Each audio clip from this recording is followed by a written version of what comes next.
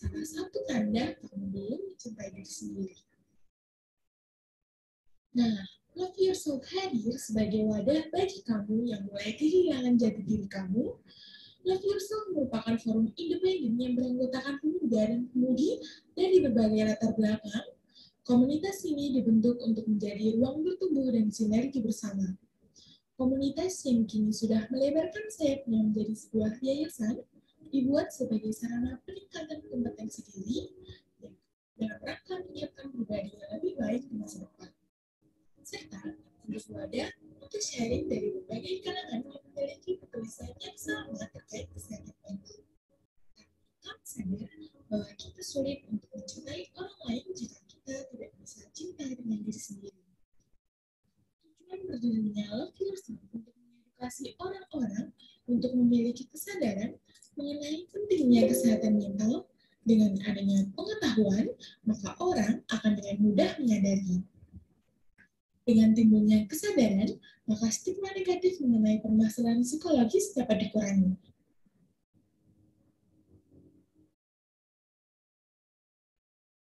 Nah, kurang lebih penjelasan singkat tentang Love Yourself. So, cintailah dirimu sendiri sebagaimana kamu mensyukuri apa yang telah diberikan oleh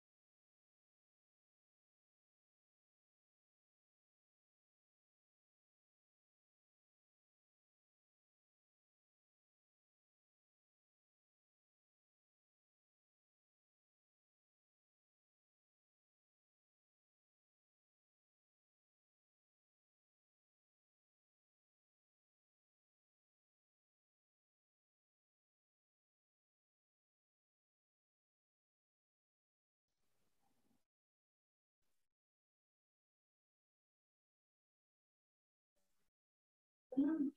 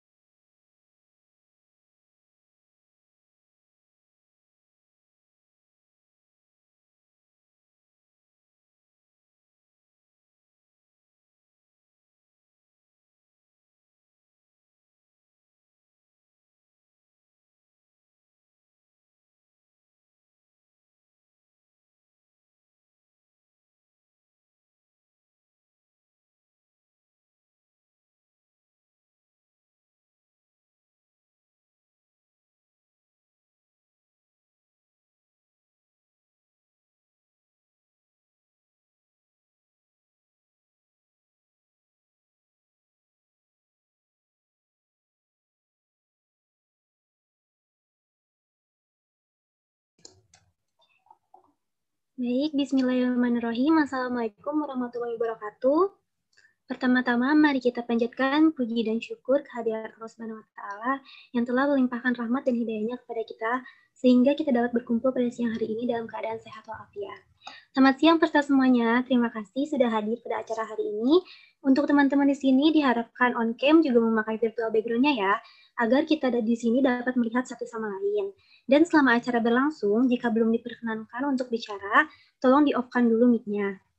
Saya harap teman-teman di sini tetap mengikuti acara dengan tertib hingga akhir karena akan ada door prize bagi yang beruntung. Nah, sebelumnya izinkan saya memperkenalkan diri. Saya Nurul Amelia yang akan memandu acara hari ini, yaitu talk show Self Healing Pemulihan Diri dari Luka Batin. Luka batin ini adalah semacam trauma yang dirasa amat sangat menyakitkan yang terjadi dari suatu peristiwa tidak menyenangkan yang kita alami pada masa lalu. Batin yang terluka akan menimbulkan luka yang mendalam, perasaan tidak menentu, kemarahan, emosi tidak terkendali, hidup tidak terarah, bahkan timbul keinginan untuk mengakhiri hidup. Maka dari itu, kami Love Yourself Indonesia mengadakan talk show Self Healing Pemulihan Diri dari Luka Batin untuk berdiskusi dan mengedukasi bahwa metode penyembuhan bukan dengan obat. Nah, saya mau nanya dulu nih sama teman di sini, gimana nih kabarnya? Baik, Kak. Baik, Kak. Baik. Kak. Alhamdulillah. Baik. Luar biasa. Alhamdulillah baik. Alhamdulillah, semoga Baik. selalu ya teman-teman. Makasih Kakak. Kakak lagi sakit. Nah, tidak lupa juga acara ini disupport oleh Anahata dan Manusiasa, media partner Simpul Psikologi, Rumah Konsul, dan Persbirama Unikom. Dan disponsori juga oleh Ines Kosmetik, Dessert Box by WL, dan Lovely Craft. Baik, selanjutnya ada sambutan dari Ketua Pelaksana, Self Healing Pemulihan Diri dari Luka Batin, kepada Diki Muhammad Izar, saya persilakan. Ya baik, Assalamualaikum warahmatullahi wabarakatuh, Salam, Om Swastiastu, Namo Buddhaya, Salam Kebajikan, selamat siang teman-teman semua. Yang terhormat Ibu Maharani Okti selaku narasumber, terima kasih sudah bisa menyempatkan waktunya. Yang terhormat teman-teman panitia dan yang saya banggakan teman-teman semua yang sudah hadir pada acara webinar talk show Self Healing Pemulihan Diri dari Luka Batin. Puji dan syukur kita panjatkan kehadirat Tuhan Yang Maha Esa, karena atas berkat rahmat-Nya acara ini dapat realisasi sehingga teman-teman dapat hadir di sini dan semoga masih diberikan kesehatan oleh Sang Pencipta. Teman-teman, kami selaku panitia dari acara ini mengucapkan banyak sekali terima kasih atas kehadiran Bapak, Ibu, dan teman-teman sekalian dalam acara ini. Dan juga rasa terima kasih kami ucapkan kepada pihak media partner Anahata, Manusia Asa, Simpul Psikologi, Rumah Konsul, Pers Birama, dan juga sponsor Ines Kosmetik, Dessert Box by WL, Lovely Craft, yang memberikan dukungan kepada acara ini dan semua pihak yang telah membantu hingga acara ini dapat terlaksana dengan baik. Adanya acara ini diharapkan mampu memberikan informasi serta menambah wawasan teman-teman semua yang sudah hadir dan terlihat cukup antusias untuk mengikuti acara ini. Saya berharap semoga teman-teman semua mendapatkan hasil yang diharapkan oleh teman-teman semua dalam acara ini. Saya juga berharap dari adanya acara ini teman-teman yang mengalami luka batin dapat sembuh dan termotivasi. Dan untuk yang tidak mengalami luka batin agar terhindar dari adanya luka batin ini. Teman-teman semua, mari kita mengikuti jalannya acara ini dengan tertib dan menanggapi dengan bijak saat sesi diskusi nantinya dibuka. Kami mempersilahkan untuk teman-teman untuk berdiskusi dengan narasumber kami, yaitu Ibu Maharani Okti, setelah sesi diskusi dibuka nantinya. Akhir kata dari saya, mohon maaf apabila dalam acara ini masih terdapat kekurangan dan kesalahan. Selamat mengikuti acara ini dan semoga bisa bermanfaat bagi kita semua. Amin ya rabbal alamin. Wassalamualaikum warahmatullahi wabarakatuh. Om Santi Santi Santi Om. Ya, terima kasih kepada Ketua Pelaksana untuk sambutannya. Oke, di sini juga kita sudah kedatangan narasumber pada hari ini, yaitu Ibu Maharani Okti MPSI PSI. Halo Ibu Rani. Halo, Assalamualaikum semuanya. Ya, Selamat selamat bagaimana siang. Ibu kabarnya? Oh iya, alhamdulillah kabar aku baik. Syukur alhamdulillah meskipun kemarin habis vaksin sempat gak enak badan, tapi sekarang tetap semangat karena cukup banyak ya antusiasnya teman-teman semua di sini. Saya pun juga ikut senang sekali. Mudah-mudahan di sini kita dalam acara talk show bisa saling berbagi ya. Di sini kan meskipun saya sebagai narasumber, tapi bukan berarti ilmu saya itu lebih banyak dibandingin dengan teman-teman yang di sini seperti itu.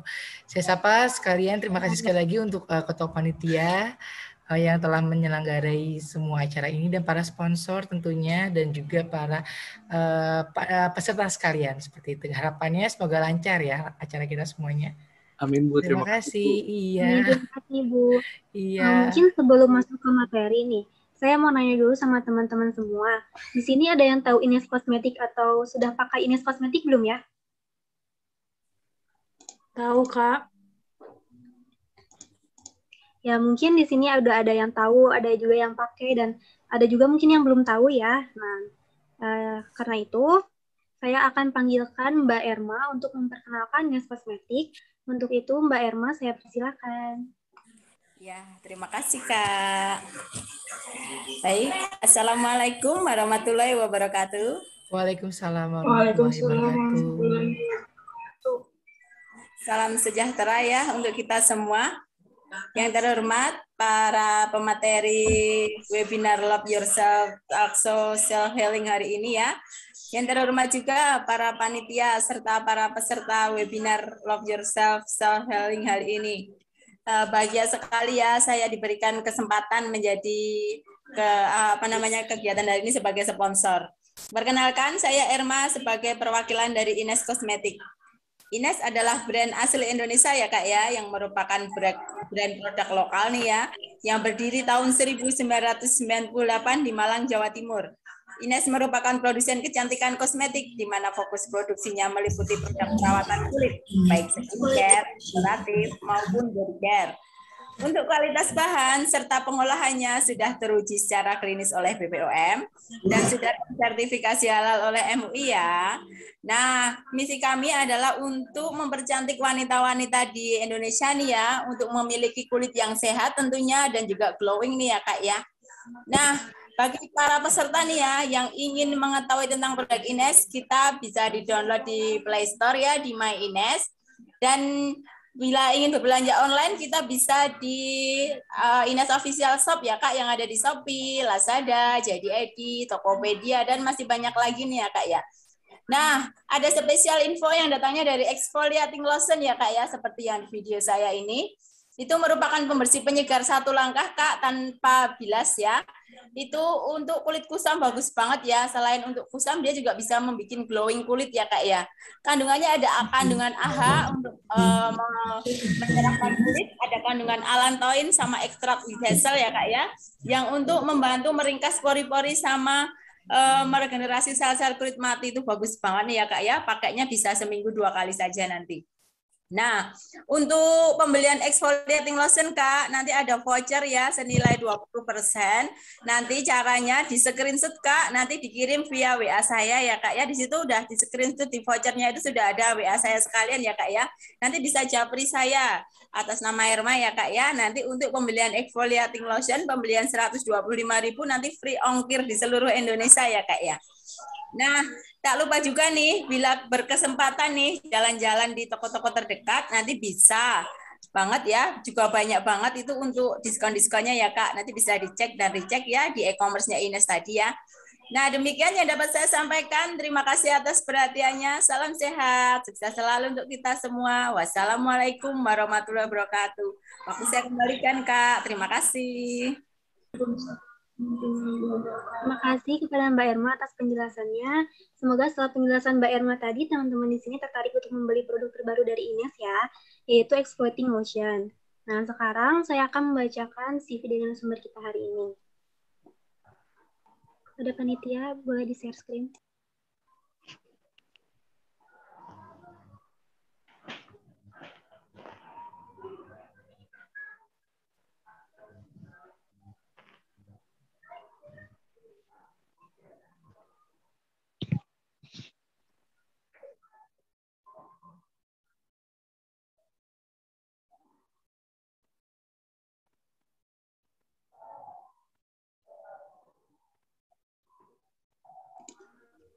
Ya baik, nama Maharani Oktiningsih, lahir di Jakarta 22 Oktober 1998. Ibu Rani ini 1988 Kak, kalau 98 kemudian. 1988. Ya, Ibu Rani ini statusnya sudah menikah. Lalu ada pendidikan formal dari Ibu Rani, yaitu 1994 hingga 2000 di SD PSK 7 Bekasi, lalu 2000 hingga 2003 SMP 2 Bekasi, 2003 hingga 2006 SMA Islam PB Sudirman Bekasi, lalu 2006 hingga 2010 di Universitas Persada Indonesia YAI Jakarta, Fakultas Psikologi. 2010 hingga 2014 Universitas Persada Indonesia YAI Jakarta, Profesi Psikolog, jurusan klinis. Lalu ada pendidikan non-formalnya 2001 hingga 2003 General English Language Course LIA Bekasi, 2009 hingga 2010 LPIA Conversion Bekasi. Lalu ini dia ada pengalaman-pengalaman dari Ibu Rani ya, yang sangat banyak dan menarik. Lalu sekarang ini Ibu Rani bekerja sebagai psikolog klinis pada April 2019 hingga sekarang di Behave Clinic Jakarta, Januari 2020 hingga sekarang di Kanaya Consulting, Juni 2020 hingga sekarang di Yayasan Love Yourself Indonesia, Oktober 2020 hingga sekarang di Private Language Center Bekasi, dan Associate Assessor di PT Telkom Indonesia, PT Indosman. Bu Rani ini juga sering sekali menjadi pembicara di Yayasan Love Yourself Indonesia dengan topik-topik kesehatan mental. Ya, dan masih banyak pengalaman-pengalaman menarik lainnya dari Ibu Rani yang mungkin tidak bisa saya sebutkan semuanya. Nah, sekian CV dari Ibu Rani. Sangat hebat sekali ya Ibu Rani ini. Nah, oke nih. Pastinya teman-teman di sini udah nggak sabar ya sama pembahasan kita hari ini tentang pemulihan diri dari luka batin.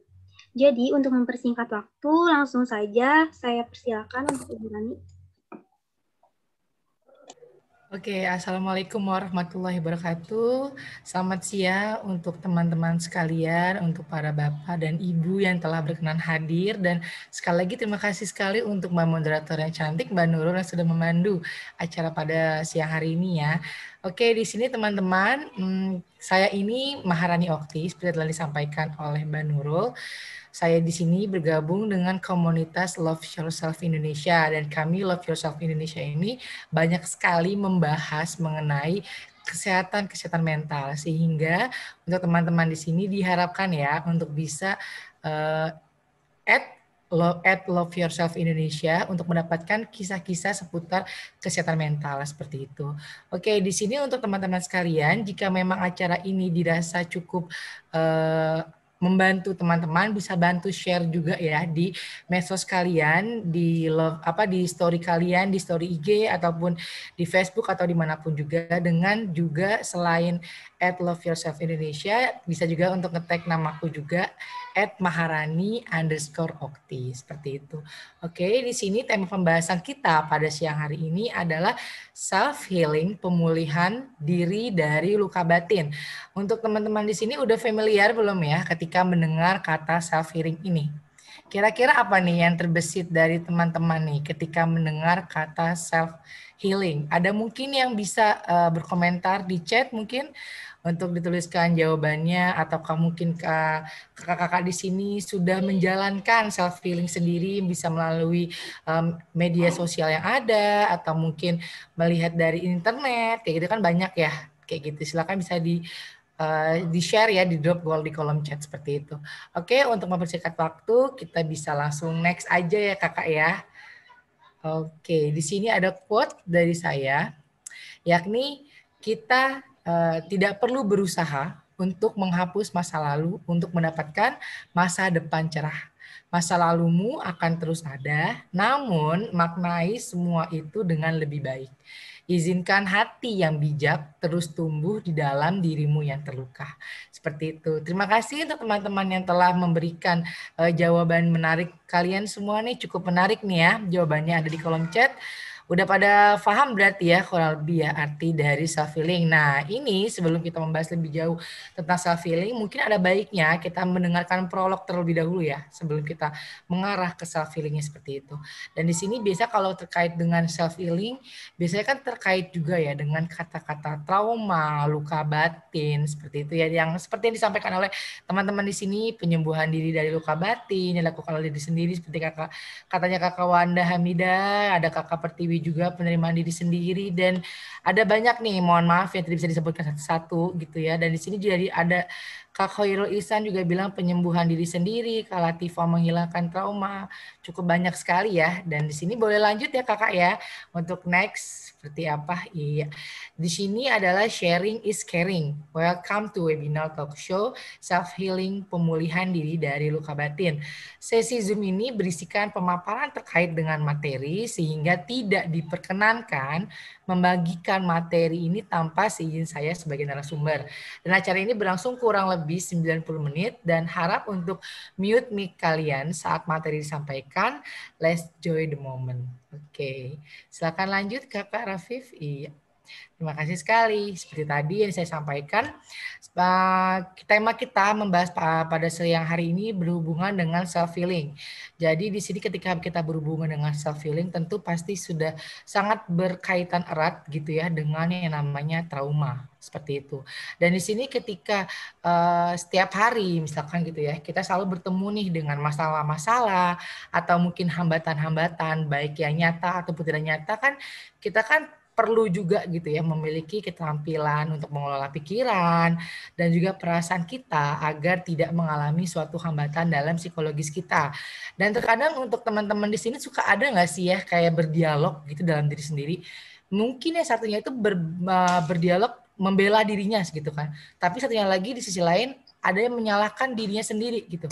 Yang tentunya kan ini membuat psikis kita bermasalah ya.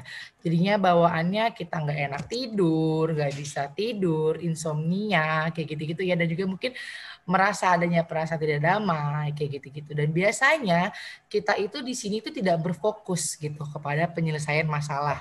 Namun hanya berpusat kepada ego. Bagaimana sih caranya kita agar nggak sakit hati, masalah, namun kita ini selama ini sebenarnya tuh hanya berpusat-pusat aja gitu di egonya kita. Dan bagi saat ini juga untuk sebagian orang tentunya kan ya, di sini akan menjadi gangguan psikologis mental yang gak sehat karena sebenarnya berfokus pada penyelamatan ego saja itu agar tidak sakit hati, bukan kepada solusi ataupun penyelesaiannya seperti itu. Dan di sini kita ini kan tentunya ada ya beberapa dari kita mungkin berpikiran, aku udah kok berfokus pada target nih mau ngelakuin ini, tapi kok tetap aja ya nggak bisa gitu. Nah mungkin aja itu hanya sebagai kamuflase kalian nih, bahwa sebenarnya kita ini hanya menghindari dari tugas dan penyelamatan tugas kita saja. Misalkan nih ya, kita menyadari bahwa kita tidak berprestasi nih biasanya. Nah kita itu akan menyangkal nih, menekan perasaan itu, bukannya malah belajar gitu ya, mencoba untuk lebih berprestasi, dan juga ini kita malah menekan, mengingkari gitu. Halo? Oh ya, ada yang bocor tadi ya. Oke, kita tadi menekan, kita mengingkari begitu ya, bahwa saya itu tidak mau.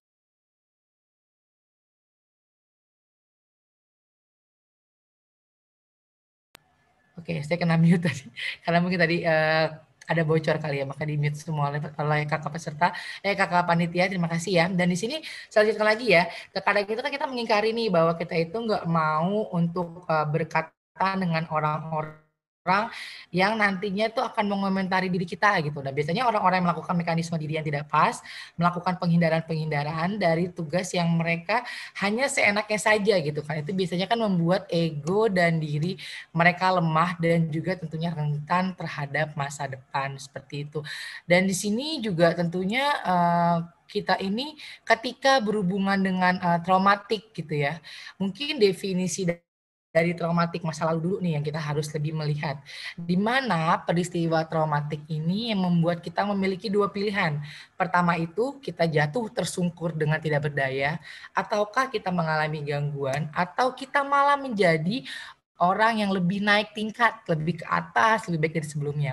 Karena pada prinsipnya event traumatik ini akan membuat kita jadi memukul kita sendiri seperti ini. Ketika kita dipukul, cuma ada dua pilihan. Kita merasakan dan kita meratapi nasib kita, ketidakberdayaan kita, atau bahkan kita bisa mempelajari nih pukulan itu, rasa sakitnya seperti itu, dan menjadikan kita lebih kuat. Kita tidak fokus kepada rasa sakitnya dan kita fokus lebih ke bagaimana caranya kita tidak mengalaminya lagi. Tentu teman-teman di sini mau dong ya kalau dengan pakai cara yang pilihan yang kedua ya nggak sih. Jadi kita dengan rasa sakit itu kita malah lebih bisa berfokus nih bagaimana caranya agar kita tidak mengalaminya lagi seperti itu. Dan di sini seperti yang teman-teman lihat gitu ya. Trauma ini apa sih gitu kan. Nah, di sini trauma ini biasanya timbul dari suatu peristiwa yang menghancurkan rasa aman seseorang. Seperti bisa kehilangan orang yang dicintai. Kehilangan cinta itu seperti kayak kematian, atau bahkan putus cinta, kayak gitu-gitu. Terus mengalami perlakuan kasar, mengalami kecelakaan serius, sehingga menyebabkan adanya beberapa ketidakfungsian yang tadinya kita bisa berjalan, misalkan kan karena mengalami kecelakaan serius, jadi tidak bisa berjalan. Itu kan mendatangkan trauma sendiri ya untuk orang yang mengalaminya. Dan di sini bencana alam dan juga peperangan itu tentunya juga akan menimbulkan rasa traumatik yang lebih mendalam. Seperti itu. Dan di sini trauma ini dapat mempengaruhi psikologis, fisik, emosional, dan juga perilaku seseorang. Tidak juga semua orang bereaksi sama terhadap trauma. Ada yang bisa menanggapinya dengan baik dan juga ada yang tidak bisa menanggapinya dengan baik. Nah, biasanya untuk seseorang yang mengalami trauma, ini dia mengalami PTSD. Mungkin teman-teman di sini suka ada ya yang pernah terdengar arti PTSD seperti apa gitu. Jadi PTSD itu merupakan post traumatic stress disorder. Jadi karena kejadian yang mengguncang hati dan emosional yang tidak terproses dengan baik, biasanya hal ini tentu akan dapat menyebabkan sulitnya mengatur emosi dan juga menjalani hubungan yang sehat gitu. Jadi selain sulit untuk mengatur emosi, hubungan yang sehat pun juga akan sulit kita jalani dengan baik. Dan di sini tentunya tidak semua ya orang yang mengalami trauma itu akan mengalami PTSD. Mungkin dia akan memilih cara yang kedua, yang seperti gimana nih cara mempelajarinya agar rasa sakit itu tidak dapat terulang lagi seperti itu. Dan di sini biasanya ketika kita teringat gitu ya dengan kejadian yang menyebabkan trauma, mungkin pada saat ketika kita mengingat itu akan menyebabkan kita itu bereaksi gitu ya, mungkin lebih merasa takut, sedih dan cemas. Nah, itu berarti itu dalam hati kalian ini berarti masih ada trauma yang lebih bisa dikatakan belum dapat dihilangkan. Mungkin kita bisa bilang, iya aku udah coba kok ikhlas gitu kan. Tapi kok ketika kita ingat peristiwa itu kita masih aja ngerasain cemas, ngerasain takut, ngerasain sedih. Nah, itu berarti kita belum move on dari rasa trauma itu. Dan seperti tadi yang aku sampaikan di awal, bukan berarti kita menghilangkan pengalaman itu ya, menghilangkan masa lalu itu. Tidak. Karena kita sejatinya tidak bisa menghilangkan masa lalu. Namun, kita di sini bisa untuk nge-reframing, kalau bahasa psikologi itu kita nge-framing, ingin ulang gitu ya, maknai kembali seperti apa pemaknaannya. Jadi sehingga ketika kita mengalami rasa itu, trauma-trauma itu tidak akan membuat kita kenapa-napa gitu. Jadi kita nggak akan merasakan sedih seperti itu. Dan di sini seperti contoh kasus nih ya, ada yang orang gitu ya, dia itu mempunyai yang mendirikan suatu organisasi bela diri perempuan. Mungkin kalian udah pernah dengar belum ya ceritanya. Yang dulunya itu ia mempunyai trauma terhadap pemerkosaan gitu ya. Jadi satu temannya itu bunuh diri dan orang yang keduanya itu dianya sendiri sempat down gitu ya. Namun dia itu bertekad pada saat itu dia sempat down, sempat depresi juga, namun dia akhirnya bangkit dan dia bertekad gitu, setelah dia udah pulih, bertekad untuk bisa melindungi perempuan dari kejahatan yang sama. Ia ini ketika mengingat peristiwa tersebut, sudah tidak bereaksi lagi, namun dengan pemaknaan yang berbeda ya. Maksudnya dia ingat peristiwa itu, dia ingat sekali, tapi pemaknaannya berbeda dan ia tidak terpuruk lagi dengan peristiwa tersebut. Ia justru malah menjadikan sumber daya, jadi dia menjadikan dirinya dia nih sumber daya untuk bisa melindungi perempuan-perempuan lain yang agar tidak mengalami kejadian yang serupa dengan dirinya. Dan dia pun diproyeksikan juga nih ke orang lain untuk dilindungi. Nah, seperti ia juga pun bisa melindungi dirinya sendiri. Dan ini tentunya trauma ini kan jadi lebih positif ya. Karena ketika ia mengingat trauma tersebut, tentu itu tidak akan jadi masalah untuknya. Tapi akan menjadi masalah untuk orang-orang yang mungkin belum bisa move on nih dari traumanya. Dan ini kita akan bahas lebih lanjut mengenai self healing nanti di setelahnya. Oke, silakan lanjut Kak Rafif. Oke, thank you. Dan di sini ada dampak-dampak nih dari luka batin. Ini hanya sebatas ini aja ya, sebagian kecil dari dampak-dampak. Cuman saya kesimpulkan aja nih ya.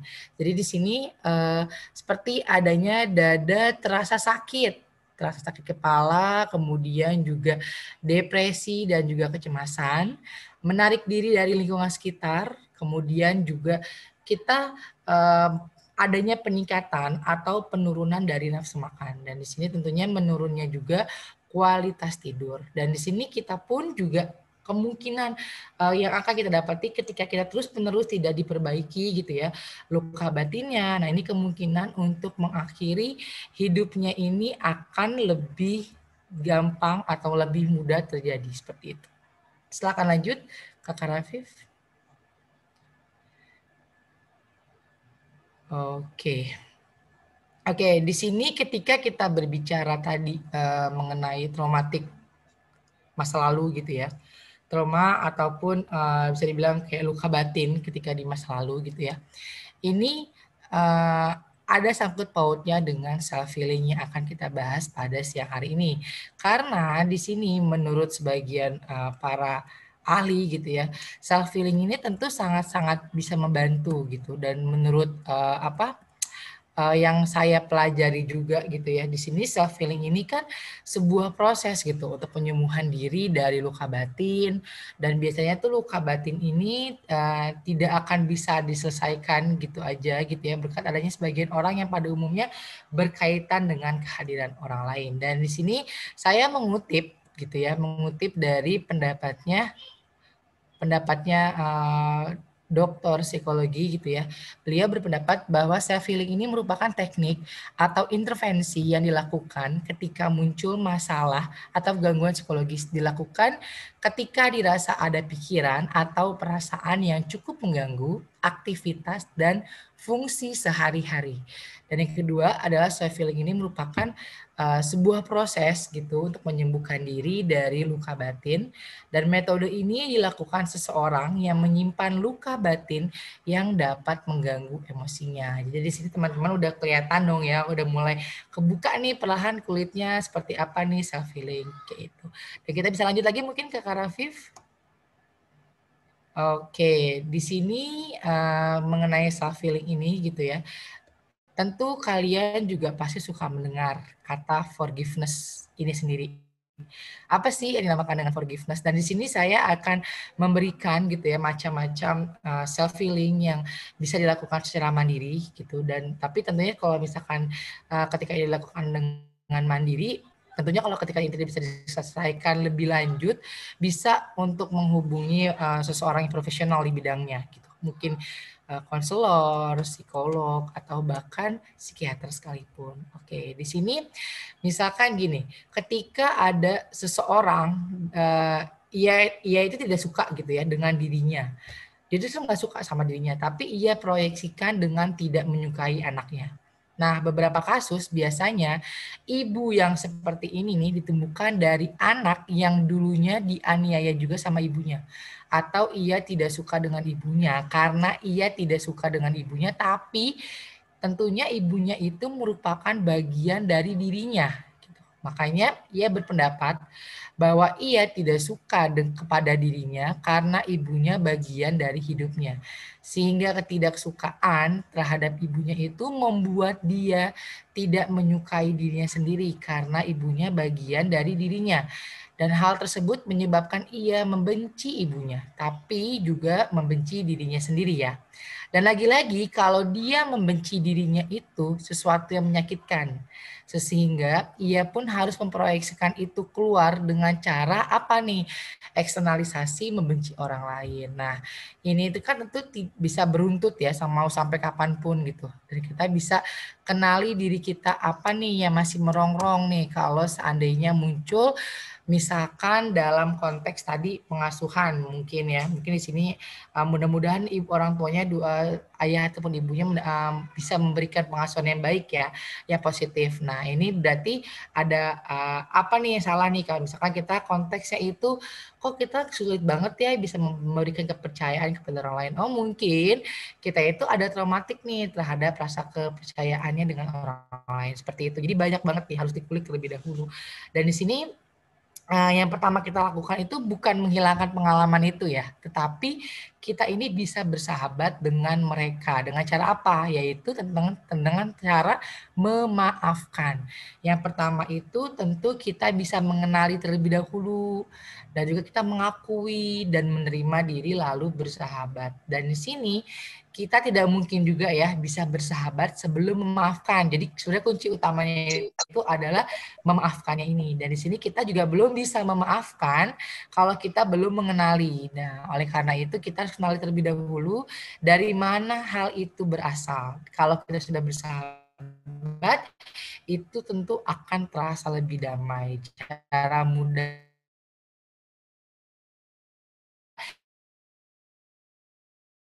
dengan orang tua kita.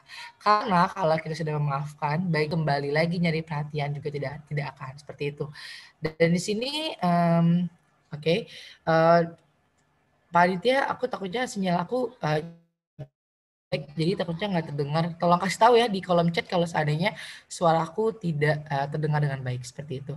Dari sini, ketika tadi aku berbicara mengenai self healing, salah satunya adalah forgiveness. Memaafkan gitu ya. Ini merupakan sebuah proses perubahan gitu ya untuk bisa melepaskan emosi negatif menjadi positif.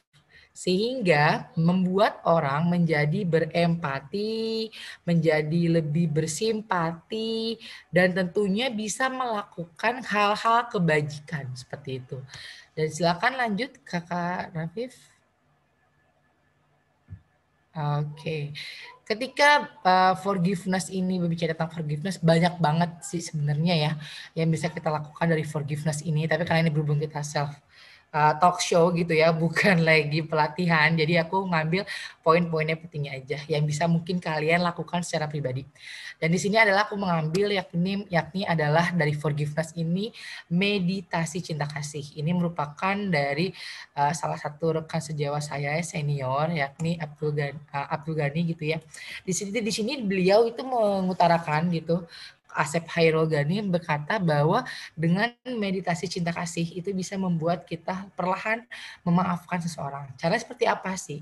Yang pertama adalah kalian ini harus pastikan untuk tutup mata kita semua gitu ya, mata teman-teman. Kemudian kita tutup mata, kita fokus. Jadi tempatnya bukan cuma kayak merem ngantuk nih, mau tutup mata enggak gitu, tapi tutup mata yang memang berfokus pada proses pernafasan selama 3 menit. Jadi kayak gitu. Jadi setelah tutup mata, kalian benar-benar berfokus, nikmati proses pernafasannya tersebut. Kayak bisa sih lebih 3 kali tarik nafas, 3 kali hembusan nafas seperti itu.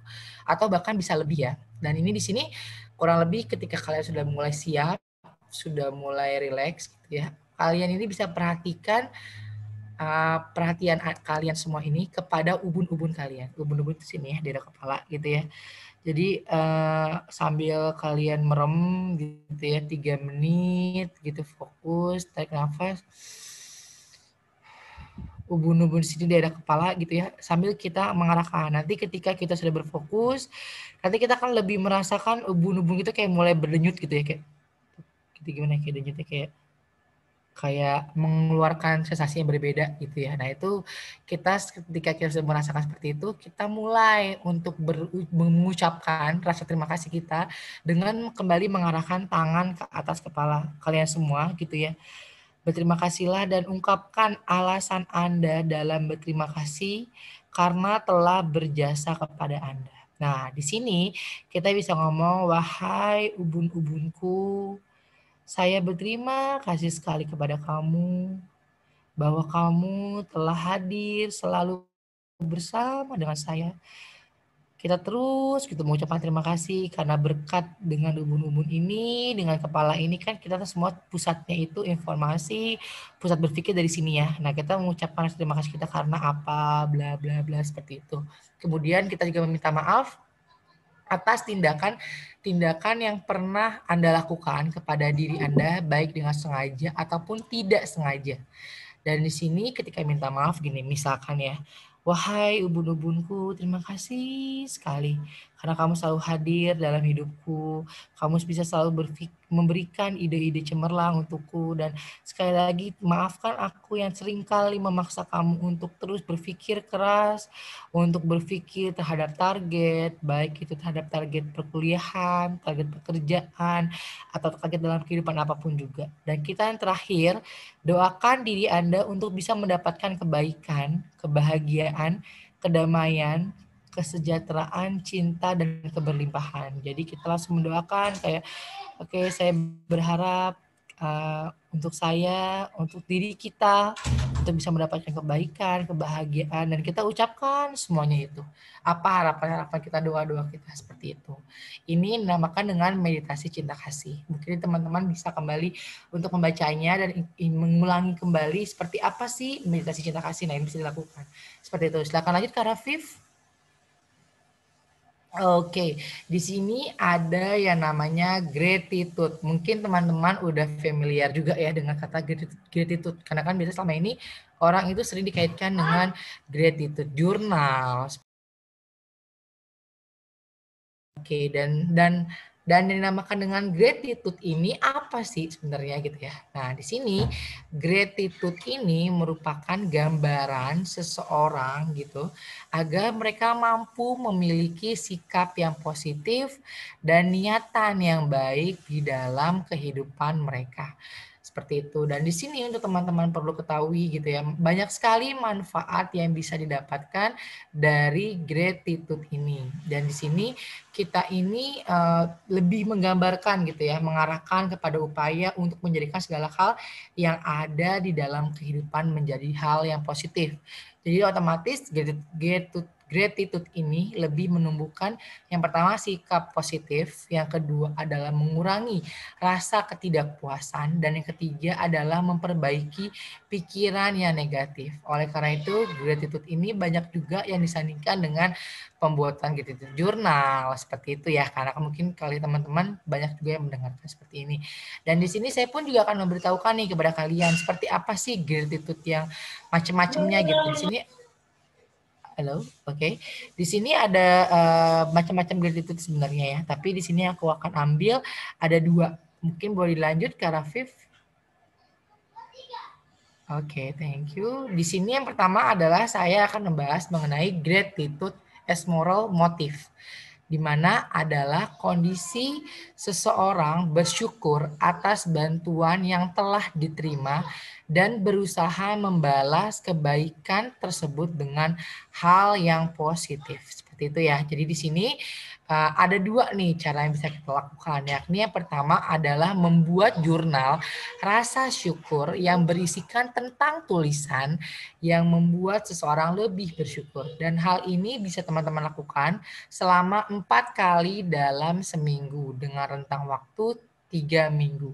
Nah, biasanya kita ketika melihat waktunya 3 minggu nih, kita kan bisa melihat nih apa nih perubahan yang bisa kita rasakan. Mungkin nanti aku akan minta nih untuk teman-teman, kalau waktu cukup ya, akan coba memperlihatkan nih seperti apa nih gratitude yang sederhananya seperti itu. Dan di sini hal tersebut tentunya juga kan agar dapat menciptakan rasa bahagia seseorang.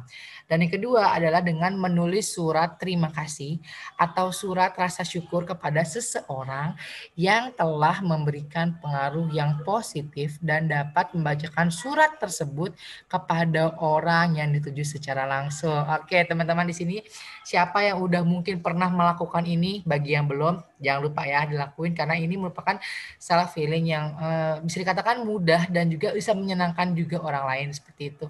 Dan di sini ada yang kedua adalah saya bisa lanjut ke Rafif, dibantu.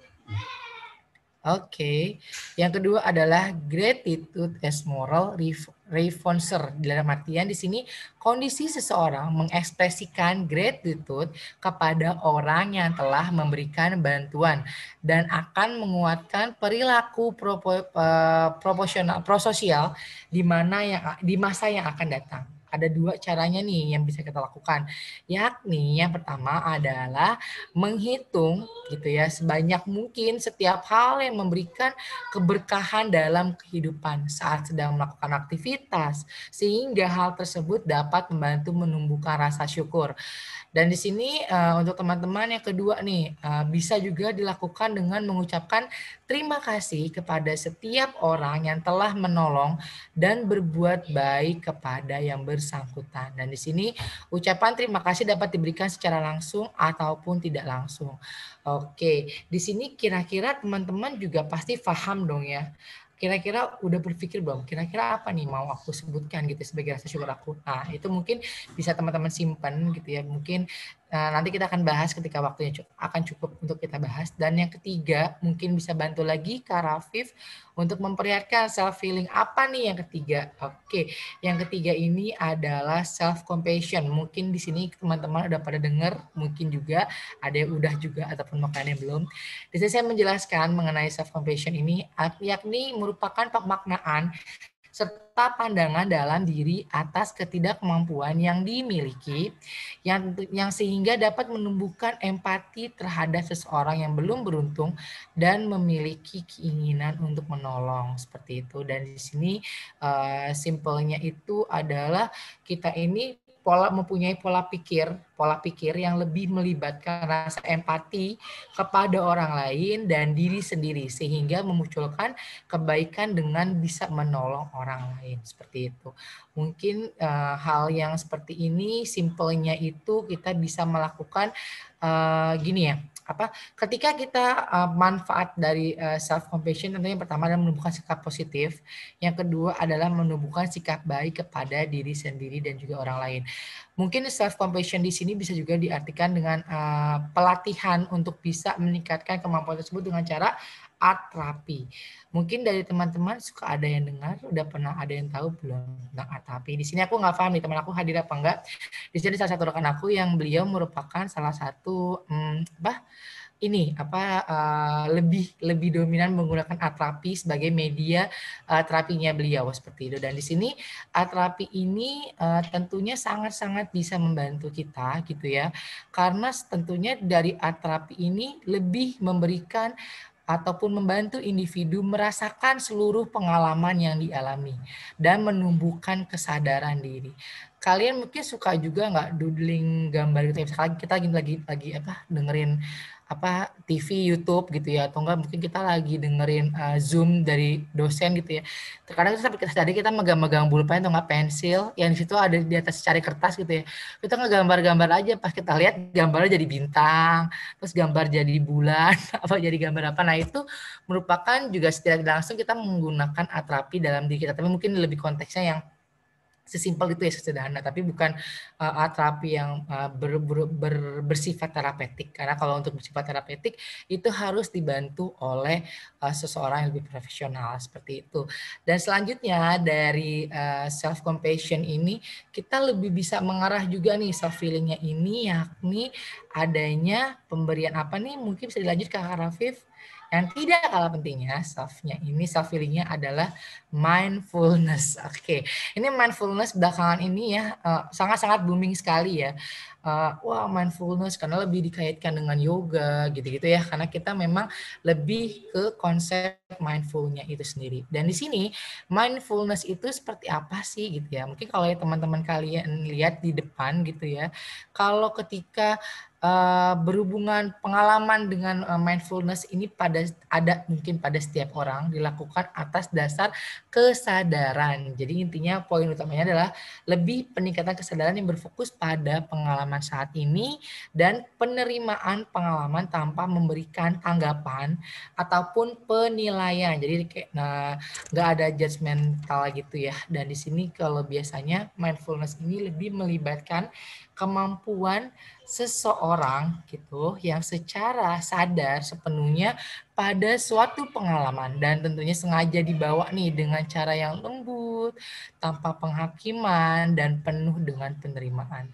Makanya ketika kita lagi mindfulness gitu ya, kita tuh merasakan kalau kita benar-benar seutuhnya kita berada gitu dalam posisi itu, kita pikirannya nggak kemana-mana gitu ya, itu lebih bisa membuat kita merasa jauh lebih enak, merasa kita jauh lebih baik juga seperti itu. Dan di sini ketika ini yang berhubungan dengan mindfulness gitu, mungkin di sini teman-teman ada yang udah pernah merasakan mindfulness gitu ya, ataupun juga mungkin belum ada yang merasakan. Nah, di sini mungkin bisa dilanjut ya Kak Rafif ya. Untuk slide selanjutnya ada nih penjelasannya tentang mindfulness seperti itu. Dan di sini mindfulness ini bertujuan untuk melatih individu agar tidak melakukan penilaian secara otomatis terhadap suatu peristiwa. Dalam artian kita bisa coba ya teman-teman ya. Kita mengatur nafas. Oke, suaranya agak putus-putus ya. Oke, halo? Sudah jelas, Ibu. Oke, ya mungkin kebetulan saya bilang tadi ya tiba-tiba mungkin tidak stabil koneksinya, mohon maaf ya. Dan di sini ketika berhubungan dengan mindfulness gitu, tapi tadi udah terdengar jelas belum yang mindfulness ya? Atau yang dari sebelumnya ya? Sudah, Ibu. Oke, terima kasih. Ya, di sini mindfulness ini kita bisa lakukan dengan beberapa cara. Yang pertama itu adalah kita mengatur pernafasan dalam 3 menit. Kak, ini kayaknya dari tadi ngomonginnya mengatur pernafasan terus kan. Kayaknya apa sih kok dikit-dikit pernafasan gitu. Tapi emang sebenarnya sejatinya untuk self healing, namanya kan self healing ya, seperti yang disampaikan di awal, itu kita itu benar-benar bisa mengelola emosi dengan baik. Nah, biasanya ketika kita udah bisa mengelola emosi dengan baik, kita pun juga bisa tentunya mengatur pernafasan kita dengan lebih baik lagi. Makanya dari itu kita coba mengatur pernafasan dalam 3 menit. Tarik nafas. Oke, sejatinya pernafasan yang baik itu, yang rileks itu, dalam 1 menit kalian hanya menghasilkan sekitar 4-8 tarikan dan hembusan. Paham nggak? Bisa gini ya. Tarikan tuh kayak gini. 1. Nah, biasanya kalau kita pernafasannya baik, dalam 1 menit itu kita menghasilkan 4-8 menit. Mungkin di rumah teman-teman bisa coba nih. Kalian ini lebih seperti apa nih? Lebih yang 8 kali kah gitu ya, bisa narik nafas, buang nafas, atau malah bahkan lebih. Biasanya kita tuh nafasnya itu nafas yang breathing, nafas yang dalam tuh kayak tahan dulu. Nah, itu rasanya lebih enak, akan lebih rileks seperti itu. Dan kedua, kita bisa memfokuskan diri terhadap perasaan yang sedang dirasakan pada saat ini. Kita lebih fokus nih, perasaan kita seperti apa sih saat ini. Kita nggak harus ngomongin, kita nggak harus mikirin, aduh tugas aku belum kelar nih, aduh utang aku sama si Impo ini belum dibayar nih, makan gorengan apa gitu. Kita nggak harus mikirin kayak gitu. Jadi kita lebih berfokus terhadap perasaan kita pada saat ini. Dan ketiga adalah kita memfokuskan pada pikiran yang diarahkan untuk mengetahui apa pikiran yang muncul pada saat ini. Dan yang terakhir adalah mengenali dan membentuk atensi terhadap emosi yang sedang dirasakan pada saat ini. Jadi kita bisa benar-benar berfokus hanya untuk diri kita saja. Pertama perasaan, kedua kita memfokus kepada pikiran yang diarahkan tentang pikiran apa yang muncul, dan yang terakhir adalah membentuk atensi perhatian terhadap emosi. Oh, kita merasakan nih emosinya seperti apa nih, kita akan lagi sedih kah, lagi marah kah, atau apapun juga seperti itu. Dan mungkin boleh lanjut Kak Rafif. Oke, dan selanjutnya self healing selanjutnya kita bisa mencoba untuk positive self talk. Seperti apa sih positive self talk gitu ya? Positive self talk ini merupakan dialog yang terjadi pada diri sendiri secara eksternal maupun internal mengenai dunia atau diri sendiri yang secara positif yang dapat meningkatkan motivasi kinerja yang lebih baik.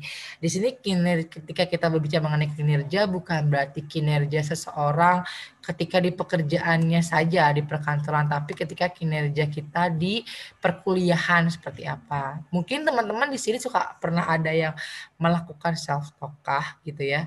Mungkin bisa drop di kolom chat pernah atau enggak melakukan self talk. Nah, di sini perlu dilihat lagi nih, dikaji terlebih terdahulu nih ya, lebih dalam lagi.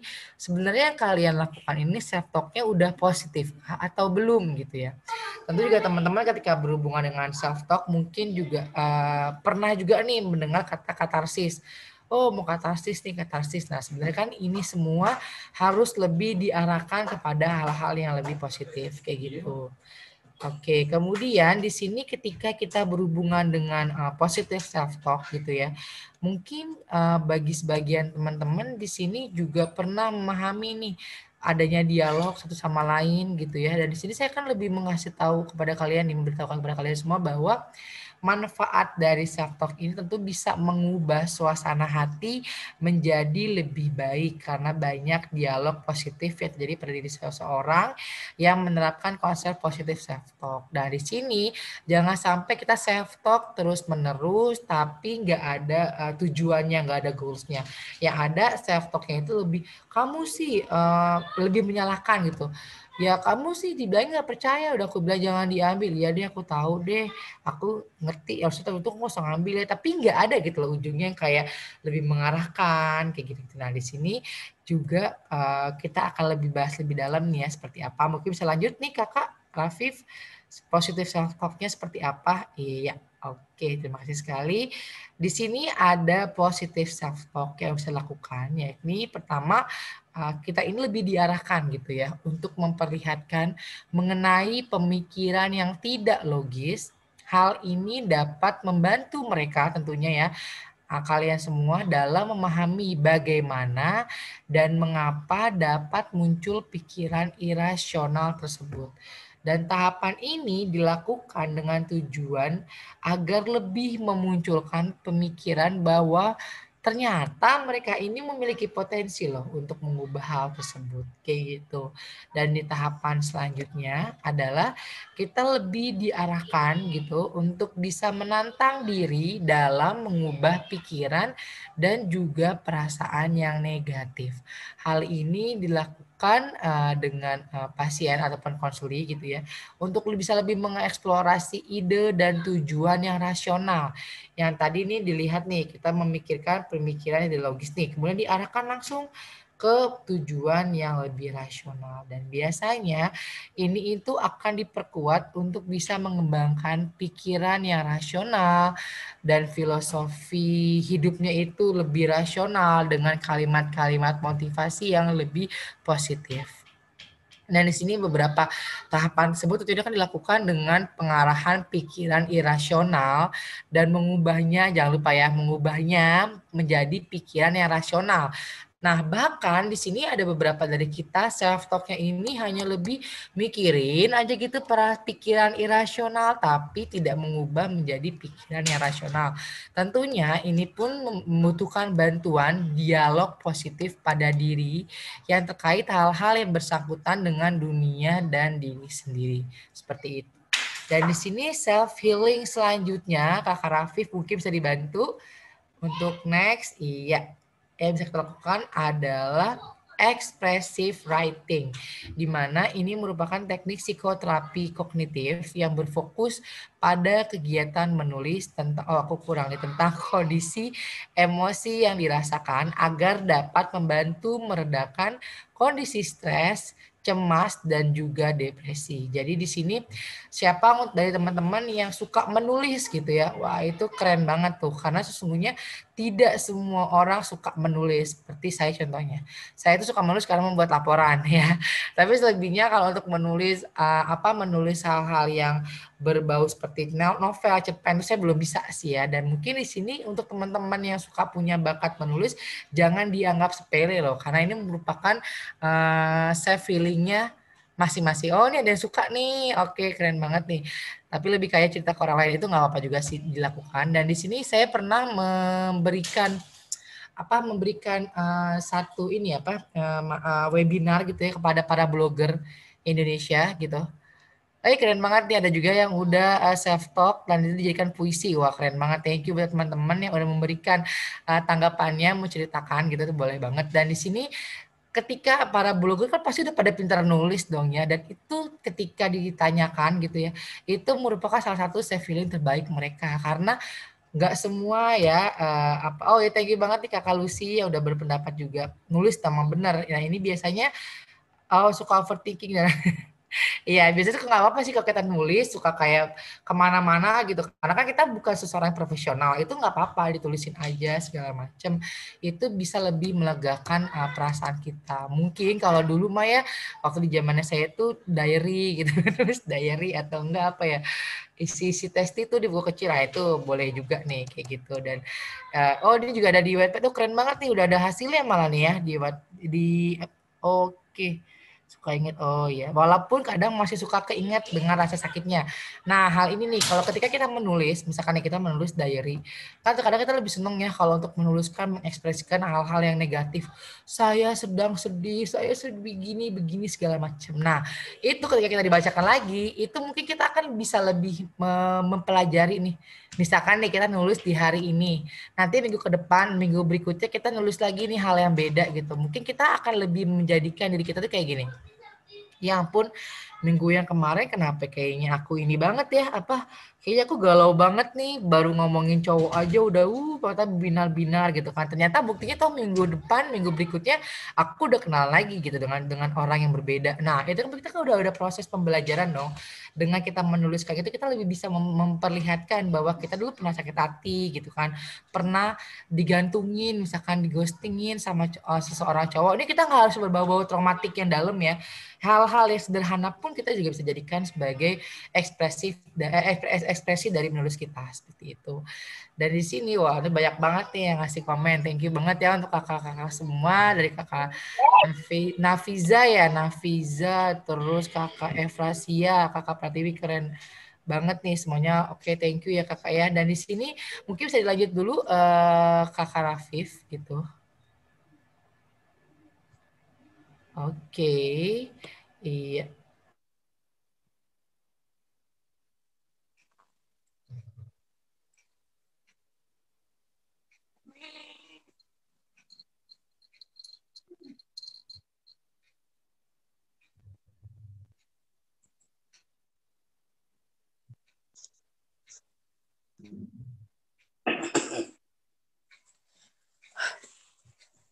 Bu, mohon maaf. Koneksinya terputus ya, Bu.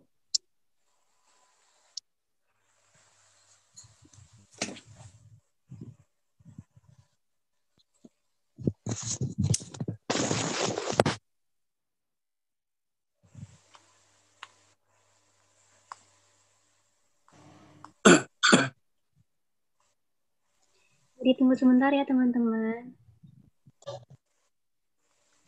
Iya.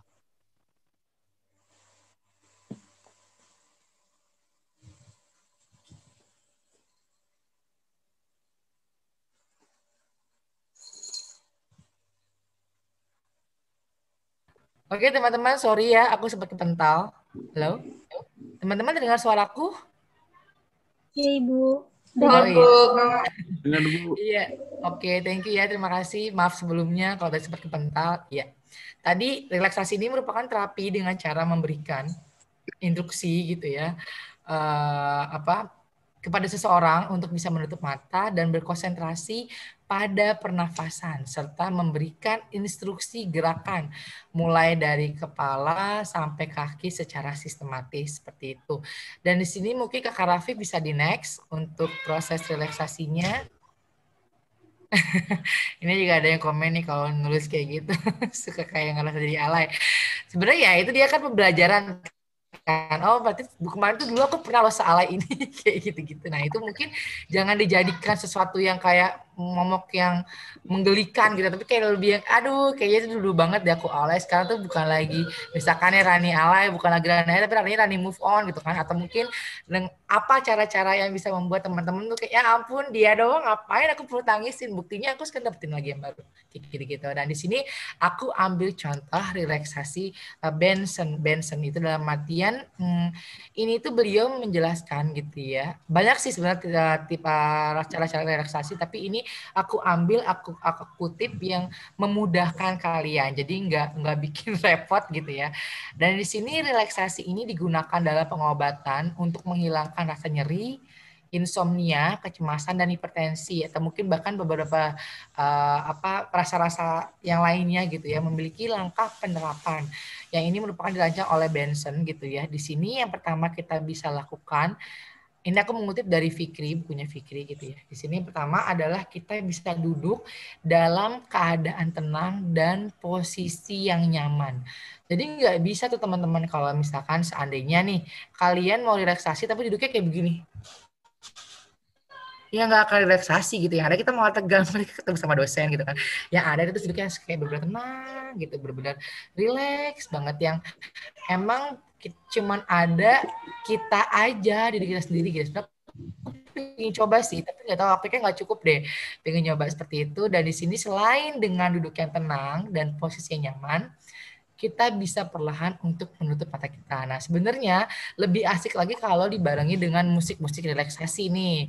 Kayak mungkin cuma hanya sekedar instrumental gitu. Tapi bukan juga lagu-lagu yang kalian setel nih. Lagunya malah lagu butiran debu yang ada bukannya relax, malah kalian meratapi nasib. Bukan itu juga lagunya, tapi lebih ke lagu-lagu instrumental yang tanpa ada lirik seperti itu. Jadi kalian duduk tenang, posisi nyaman, tutup mata gitu kan. Terus kalian juga renggangkan semua otot gitu ya, dari kaki terus menuju wajah sampai kalian merasakan gitu ya. Oke, duduk setengah baring apa nih? Oke, duduk setengah baring. Tempat senyap, iya benar, tutup mata, pikiran melayang, malah nangis. Oke, ini dari Kakak Khairunisa, beda-beda sih Kak ya. Mungkin kalau ketika kita merasakan nangis itu hal yang wajar sih ya, karena sesungguhnya cowok pun pasti pernah nangis. Coba siapa sini cowok yang nggak pernah nangis, berarti hatinya kaku, hatinya beku gitu kan, karena nggak ada rasa bisa memunculkan rasa-rasa perasaan gitu. Dan di sini ketika kita bisa merenggangkan semua otot gitu ya, dari kaki terus menuju wajah sampai relax gitu kan, kita mulai bernafas gitu ya. Kalau misalkan kita lagi tiba-tiba kita duduk relax seperti tadi kakak yang sudah sampaikan, kemudian nangis gak apa-apa, nangis dulu aja, dihabisin nangisnya, udah mulai perlahan, mulai mereda, ayo coba kita tarik nafas secara perlahan. Oke, biasanya kalau kita udah mulai atur nafas kita, nangisnya berkurang. Mungkin nggak kalau kita lagi nangis, tarik nafas, kan nggak mungkin ya kayak gitu ya. Pasti ketika kita udah mulai bisa bernafas dengan benar, pasti nangisnya mulai perlahan tuh menghilang. Nggak bakal mungkin juga jadi lebay, nangis itu nggak akan mungkin. Berarti kalau kita masih nangisnya, berarti nafasnya belum benar tuh. Yang aku bilang sampaikan tadi, nafasnya kita itu biasa 1 menit itu hanya menghasilkan 4 hingga 8. Itu berarti tarikan nafasnya agak panjang sekali ya. Sampai tahan dulu, baru hembuskan, itu nggak apa-apa banget kayak gitu. Dan di sini bisa lakukan selama 10 hingga 20 menit secara berulang. Jadi kayak pernafasannya ikutin dengan ritme dari musiknya, itu terus kita lakukan nggak apa-apa. Dan di sini kita ketika kita udah melakukan 10 hingga 20 menit gitu ya, jika sudah selesai kita bisa buka mata kita gitu. Usahakan kita duduknya itu dengan tenang dan itu jangan langsung berdiri gitu ya, pasti pusing. kita lagi enak-enak relaksasi, sebelumnya sembuh diri yang ada pusing kepalanya. Jadi kita membiarkan dulu waktu kita beberapa menit, 1 hingga 2 menit gitu ya. Dan karena biasanya pasien-pasien aku itu ketika melakukan hipnoterapi, mungkin oke, silakan buka mata, zoom. Oke, Mbak, saya udah selesai. Gimana, nggak akan mungkin kayak gitu. Pasti akan lebih merasakannya itu lemes, bawaannya ngantuk, susah banget dibuka matanya, pasti lebih kayak gitu ya. Nah, oke, ini gimana caranya kalau habis nangis bisa nggak bikin pusing kepala? Oke, nanti kita akan bahas. Karena intinya kalau ketika kita lagi nangis terlalu dalam, terkadang suka pusing kepala kita ya, aduh kok berat banget. Nah, itu langsung dilakukan nih, relaksasi seperti ini. Jadi kita kayak renggangkan semua otot kita. Nah, biasanya kalau kitanya lagi ada masalah kan tingkat oksigen kita tuh agak mampet ya di kepala kita yang menyebabkan kita kayak sulit berpikir gitu kan. Nah, itu pusing juga bisa dari situ. Nah, ketika kita udah mengalirkan oksigen kita ke otak, itu akan lebih mengalirkan, membuat peredaran darah kita jadi jauh lebih baik lagi seperti itu. Mungkin bisa dilanjut Kakak? Oke. Iya, di sini saya kutip dari detik.com gitu ya. Ini merupakan cara yang cukup efektif sebenarnya ya. Kenapa di sini harus cara emosi sih Kak gitu ya dilakukan? Karena sejatinya biasanya untuk para remaja gitu ya. Oke, thank you nih Kakak yang udah berkomentar. Di sini ketika kita sedang emosi, tentunya gini. Ini merupakan teknik gitu ya di Jepang, ini disebut namanya Jin Shin Jutsu gitu ya, dan ini dikenal sejak 5.000 tahun yang lalu. Nah, di sini apa nih bisa kita lakukan? Pertama adalah kita kan ada macam-macamnya di sini ya teman-teman ya. Ada stres, takut, marah, sedih, dan ego. Dan ini pun juga bisa kita bahas juga ketika di pertemuan bersama dengan komunitas Love Yourself Indonesia. Makanya kalian semua gabung nih harusnya di Love Yourself Indonesia karena banyak banget ilmu-ilmu yang bisa didapatkan di situ. Dan di sini adalah pertama ada terkait dengan jempol. Ketika ini berkaitan dengan jempol, ini bisa berkaitan erat dengan yang namanya stres. Kita sambil pejamkan mata kita, jadi kita pegang jempol nih. Oke teman-teman, gue sambil jadi coba ya. Kalian gak usah lihat slide gitu ya, tapi kalian cukup kepejamkan mata kalian. Ikuti instruksi dari saya, pejamkan mata, genggam jempol Anda dalam waktu kurang lebih 2 hingga 5 menit. Ini waktunya nggak sesuai ya, karena saya cepetin. Gitu ya. Genggam jempol Anda, tarik nafas dalam-dalam, dan hembuskan. Sambil digenggam jempolnya, gitu dipegang jempolnya, tarik nafas dalam-dalam dan hembuskan. Oke, ini bisa lebih membantu menghilangkan stres dan juga rasa cemas. Jadi kalau kalian lagi menghadapi sidang gitu ya, cemas nih, langsung aja pegang jempol. Tapi jangan juga pegang jempol sambil ngobrol sama teman. Yang ada itu nggak bisa tarik nafas dalam-dalam. Dan teman juga bingung. Lo kenapa kok ngobrol sampai, kayak gitu kan aneh ya sebenarnya kayak gitu. Nah di sini ketika berhubungan dengan rasa takut, itu dikaitkan erat dengan jari telunjuk kita. Jadi kita bisa membayangkan perasaan negatif yang keluar dari ujung jari dan bayangkan pula Anda bisa menghirup rasa harmonis saat mengambil nafas dan melepaskan perasaan negatif tersebut. Dan ini bisa membantu kalian untuk menghilangkan rasa takut ketika mungkin kalian takut nih mau berhadapan dengan dosen gitu ya, bawaannya udah overthinking aja, takut banget. Ini nggak apa-apa nih kalian pegangin jari telunjuk kalian seperti itu. Dari sini ketika kalian marah, itu bisa dikaitkan juga dengan jari tengah gitu ya. Jadi kalian bisa pegang salah satu jari tengah kalian. Tarik nafas dalam-dalam. Oke, itu bisa meredakan rasa marah kalian. Dan ini kalau untuk berhubungan dengan marah, bisa juga kalian langsung menghindari bagian sumber yang membuat kalian marah gitu. Misalnya kalian lagi bete sama teman gitu ya, ya udah lebih baik undur diri aja dari situ gitu kan. Oke, kalau sebentar, mungkin kalian lagi nge-zoom atau lagi telepon. Oke, bentar aku telepon lagi 5 menit ya. Nah, biasanya kalau ketika kalian udah punya waktu jeda 5 menit, biasanya tuh udah kayak bisa berpikir lebih realistis lagi. Kenapa kok dia marah-marah ya? Kayak lebih bisa diulangin lagi kok saya kayak gitu tadi ya sama teman kayak gitu-gitu. Dan di sini adalah terkait dengan jari manis. Nah, jari manis ini berhubungan erat dengan kesedihan. Biasanya jari ini dianggap mirip juga nih dengan ibu jari ya, yang terkait dengan pengendalian emosi. Jadi jika sedih atau ada hal yang menyakitkan gitu ya, cobalah genggam salah satu jari manis kalian, karena ini jatuhnya untuk menghilangkan rasa sedih kita. Dan yang terakhir adalah yang berhubungan erat dengan ego, yakni kelingking gitu. Misalkan jika percaya diri kita turun gitu ya, merasa tak berdaya atau mungkin ego kita berlebihan ketika kita mungkin lagi berdiskusi, cobalah genggam jari yang kelingking ya teman-teman ya. Di sini diyakini dapat meningkatkan kemampuan berpikir dan konsentrasi seperti itu. Oke, dari aku seperti itu. Mungkin bisa dilanjut lagi ke Kak Rafif. Iya. Yang paling belakang adalah daftar pustaka yang aku pergunakan untuk melakukan webinar aku pada hari ini. Bisa mendukung aku. Seperti itu teman-teman. Oke, dari aku seperti itu. Ya, terima Mungkin kasih dari Ibu. Iya, Nah, sama-sama Mbak Nur. Nah, itu dia materi dari Ibu Rani, sangat menarik sekali ya. Jadi kita jadi tahu gitu apa luka batin itu, bagaimana dampaknya, dan bagaimana cara kita untuk self healing yang tadi bisa dipraktekkan juga ya sama kita semua di sini. Nah, terima kasih juga kepada teman-teman di sini yang udah aktif memberi tanggapannya di kolom chat. Nah, selanjutnya saya akan membuka sesi diskusi atau tanya jawab. Jadi untuk para peserta yang ingin bertanya, boleh memakai fitur raise hand terlebih dahulu. Ya, kepada Kak Uni Sula, boleh diperkenalkan dulu namanya dan asal kotanya.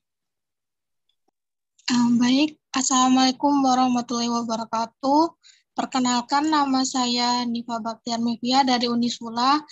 Saya ingin bertanya, Bu. Saya lagi penasaran tuh tadi tentang PTSD. Nah, yang mau saya tanyakan itu, apakah PTSD dapat menyebabkan kepribadian seseorang menjadi introvert? Terus, PTSD biasanya tuh dimulai umur berapa dan biasanya lebih terjadi itu pada pria atau wanita? Kemudian yang terakhir, kriteria seseorang itu dikatakan PTSD itu apa ya? Makasih.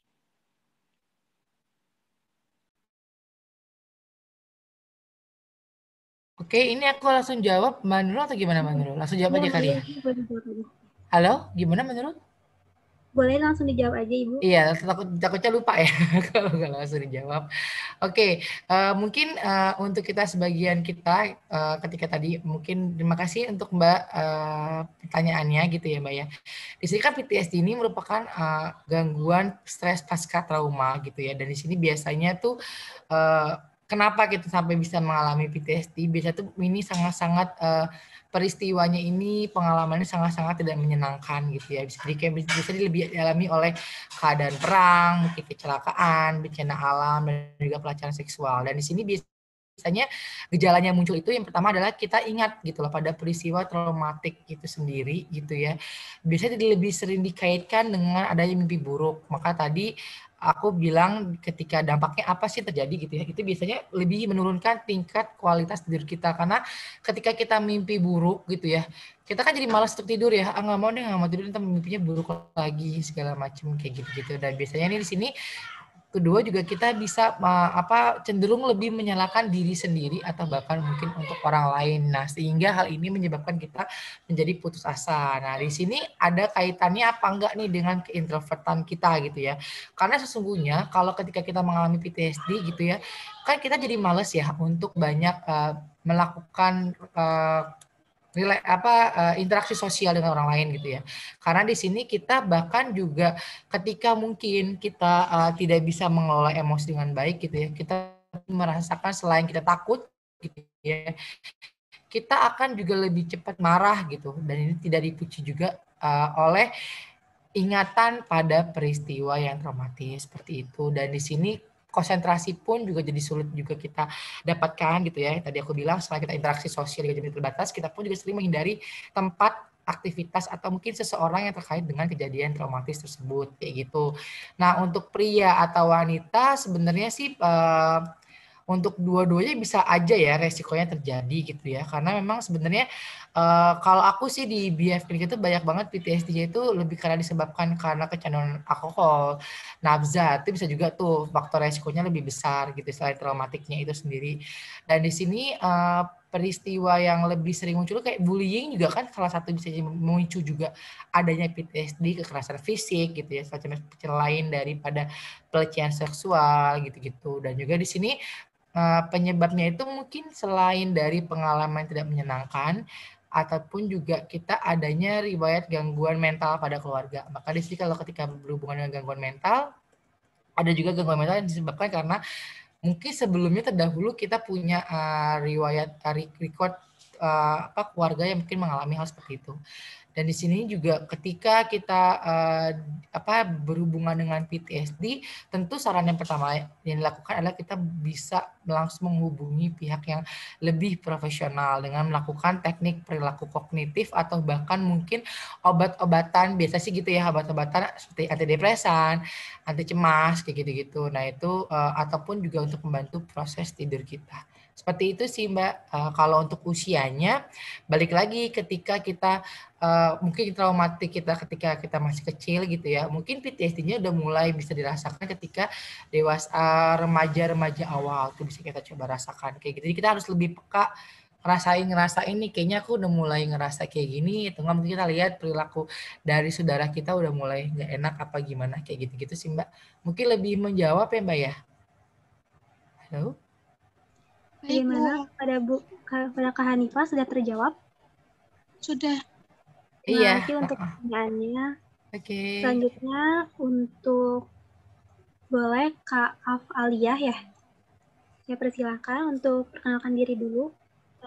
Aku Afaliyah Rahman Syarifah dari Jakarta. Sebelumnya makasih dari kasih kesempatan untuk bertanya. Aku izin bertanya, gimana sih cara ngilangin trauma kepada orang tua sendiri, karena aku pernah dapat kekerasan yang benar-benar parah dan itu bikin aku tuh gak nyaman buat deket sama ortu. Terus juga bisa dibilang setiap melihat ortu tuh kayak bukan ortu sendiri tapi wujud yang nyeremin gitu. Gimana tuh? Terima kasih. Terima kasih. Oke, terima kasih untuk Kak Afaliyah ya.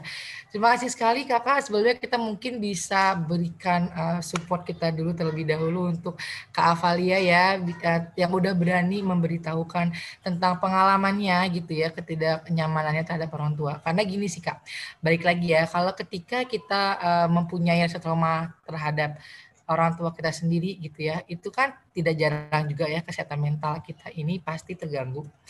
Dan hal ini juga yang terkadang membuat kita itu kayak itu nggak nyaman gitu ya untuk dekat sama orang tua.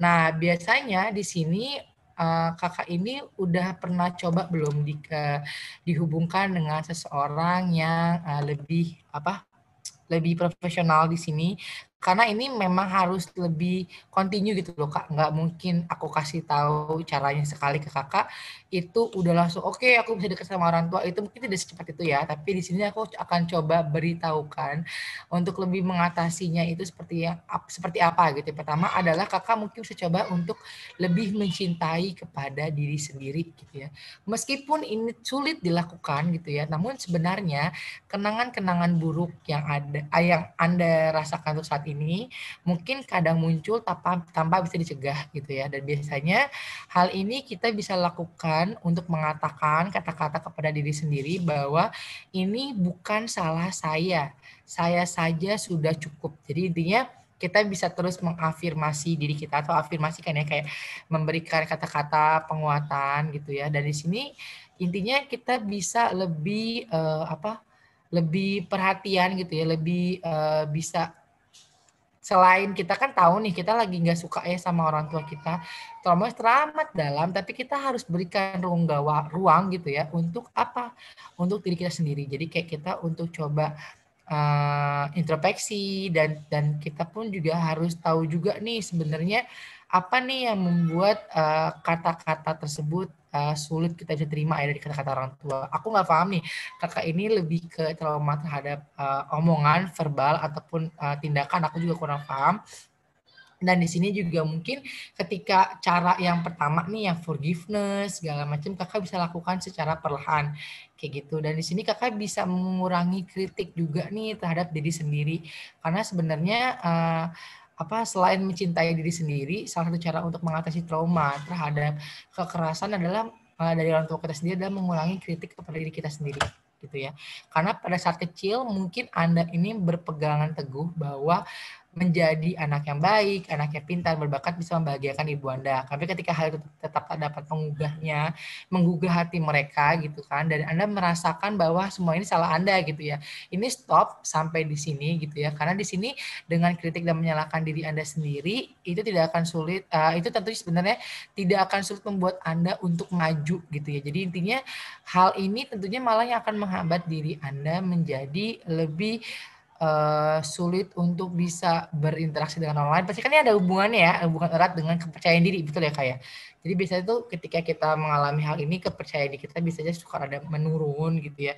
Kita jadi kayak kurang bisa mudah percaya dengan orang lain, seperti itu. Dan di sini kita juga bisa menggunakan gratitude journal, buku harian, kayak gitu-gitu, jurnal harian. Kakak bisa coba seperti itu. Jadi intinya kalaupun kakak nggak punya teman dekat untuk bercerita, mungkin bisa menggunakan fasilitas seperti menulis tentang perasaan kita melalui jurnal yang tadi sudah aku sebutkan gitu ya. Mungkin di sini kakak bisa coba secara perlahan.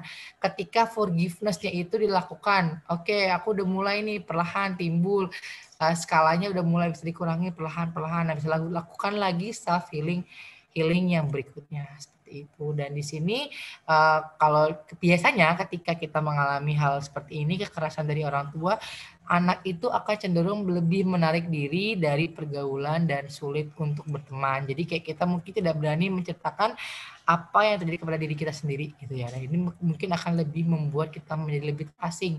Oleh karena itu bisa juga untuk mencoba melakukan pendekatan dengan pihak yang lebih lebih membuat kamu merasa lebih nyaman seperti itu. Dan di sini mungkin memang harus segera diberikan treatment ya dengan para psikolog mungkin ataupun juga dengan para psikiater. Seperti itu sih Kak ya dari aku. Terima kasih Ibu, dan terima kasih juga kepada Kak Afalia yang sudah mau mau berbagi pengalamannya ya. Iya. Pengalamannya. Iya, gimana Kak Afalia mungkin menjawab? Iya Bu, terima kasih banyak ya Bu. Iya, semangat terus buat kamu ya. Kalau ada apa-apa, tinggal hubungi aja. Kita hanya seperti di Lovers of Indonesia, mudah-mudahan bisa ngebantu ya. Ya mungkin satu pertanyaan ya dari yang sudah present, yaitu Kak Wanda, boleh diperkenalkan dulu. Halo Kak, selamat siang. Perkenalkan, nama saya Wanda Hamidah Aprilia. Sebelumnya, terima kasih sudah diberikan kesempatan untuk bertanya.